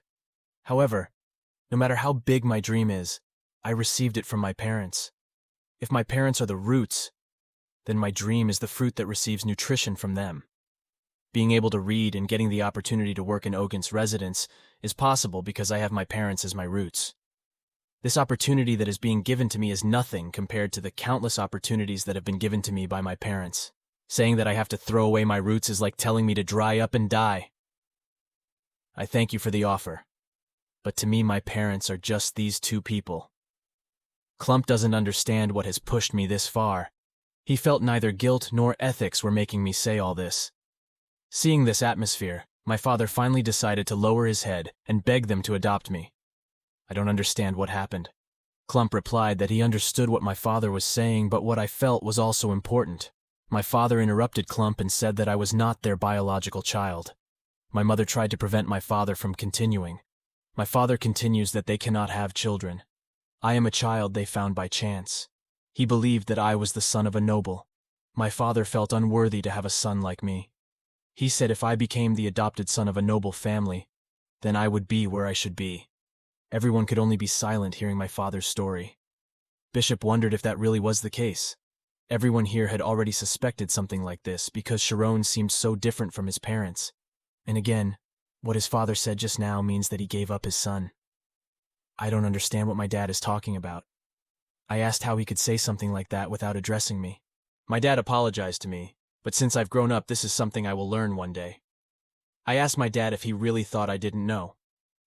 The only reason I never asked my dad about that is because a person can only have one mother and father in this world. But he's now trying to make me have 6 parents? My father was afraid that he had hurt me. He said that he didn't want me to give up on my dream because of him. I also shouted that I never gave up my dream. Another chance will surely come my way as long as I keep trying. I asked my dad if he ever thought about my feelings at all, because no one wants to be abandoned by their parents twice. I also cried in front of my father. My father held my hand. He also felt guilty and said that he would never think of giving me up. He also asked me because for him I was everything for him. Ogent's family who saw this incident felt touched. Ryan could only stay silent and cry seeing what his friend was going through at this time. Bishop even commented that the things you do for your children can sometimes cause you pain. Being a parent is really hard. Clump then asked Bishop if it wasn't that he had suffered a lot raising his own son. Bishop had heard that there was a special path available at the Alphea's Magic Academy. He asked his father if he could do something about it. Clump, who heard Bishop's question, wasn't sure if he could persuade the stubborn Alpheas. Bishop asked again if he was sure he couldn't do anything, because Bishop knew that Alphas owed his father. Hearing his son's words, Clump said that when it comes to dealing with people who follow principles to the core, the stubborn strategy is the most effective. Bishop, who heard his father's words, sighed. It was because of that stubborn method that his father had used to bestow the position of head of the family to him. Before Ryan left for the Swordsmanship Academy 3 days later, with the permission of the family head, my family was able to stay at the Ogent residence. My father still feels guilty about what he did. I'm worried that he won't let this go for the next few years. For the first time, Ryan and I could have free time together. And finally 3 days passed. Ryan, who was about to leave, burst into tears. I asked him not to be sad. He said how could he not be sad? Because if he got on that carriage, he would have to go to the Swordsmanship Academy. He wonders why he can't enroll next year, just like me. I don't even know if I can enter through the special passage or not. I also invited Ryan to meet when we were on vacation, and exchanged letters every day. Ryan grabbed my shoulder and said that I should become a mage, because he will also become the strongest knight and become a sword that can protect me. Before Ryan could finish his sentence, Reina hit his sister on the head and told her to just focus on herself. Reina then told me not to worry and just spend time with my family for now, because Reina believes her grandfather will make sure I can go to school. After everything Reina did for me, I thank her so much. Reina thought that Sharon was a strange child. At first, she only thought that he was just like a cute little brother, but he is a very caring child. Even he had a strong mentality that wouldn't allow his faith to be broken. Reina wanted to say something, but she withdrew his words. He then asked her to do her best because Reina believed that I could become a great mage. We finally said our goodbyes and got on our respective horse-drawn carriages. When the horse-drawn carriage Ryan was driving started to move away, Ryan called me and said that I should beat everyone when I enter the Magic Academy. I also told him that he should also do the same thing, Ryan Ogent and Shironi Aryan. The encounter between the two passionate youths will go down in history as the initial incident that shattered the fabric of the world.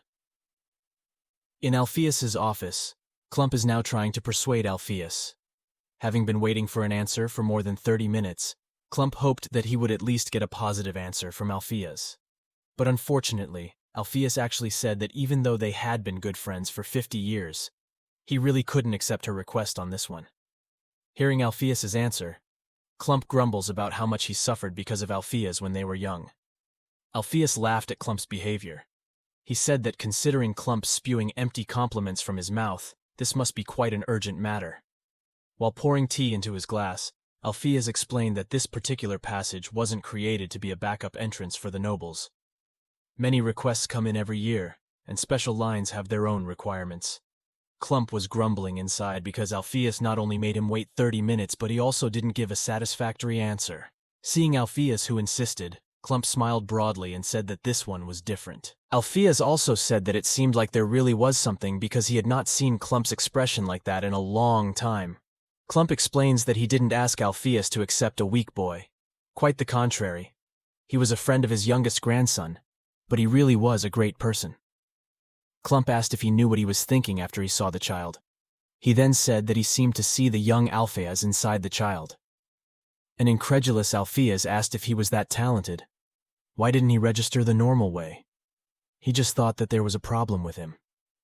Clump confirmed that there was indeed a very big problem with the child he was referring to, because the child he meant was not a noble. Surprised by what Clump said, Alpheus asks him if the child he is referring to is a child with blonde hair and blue eyes. Clump talks about his first impressions of Alpheus. He thought that Sharon was really good at speaking well. He was one smart kid who could move an adult's heart.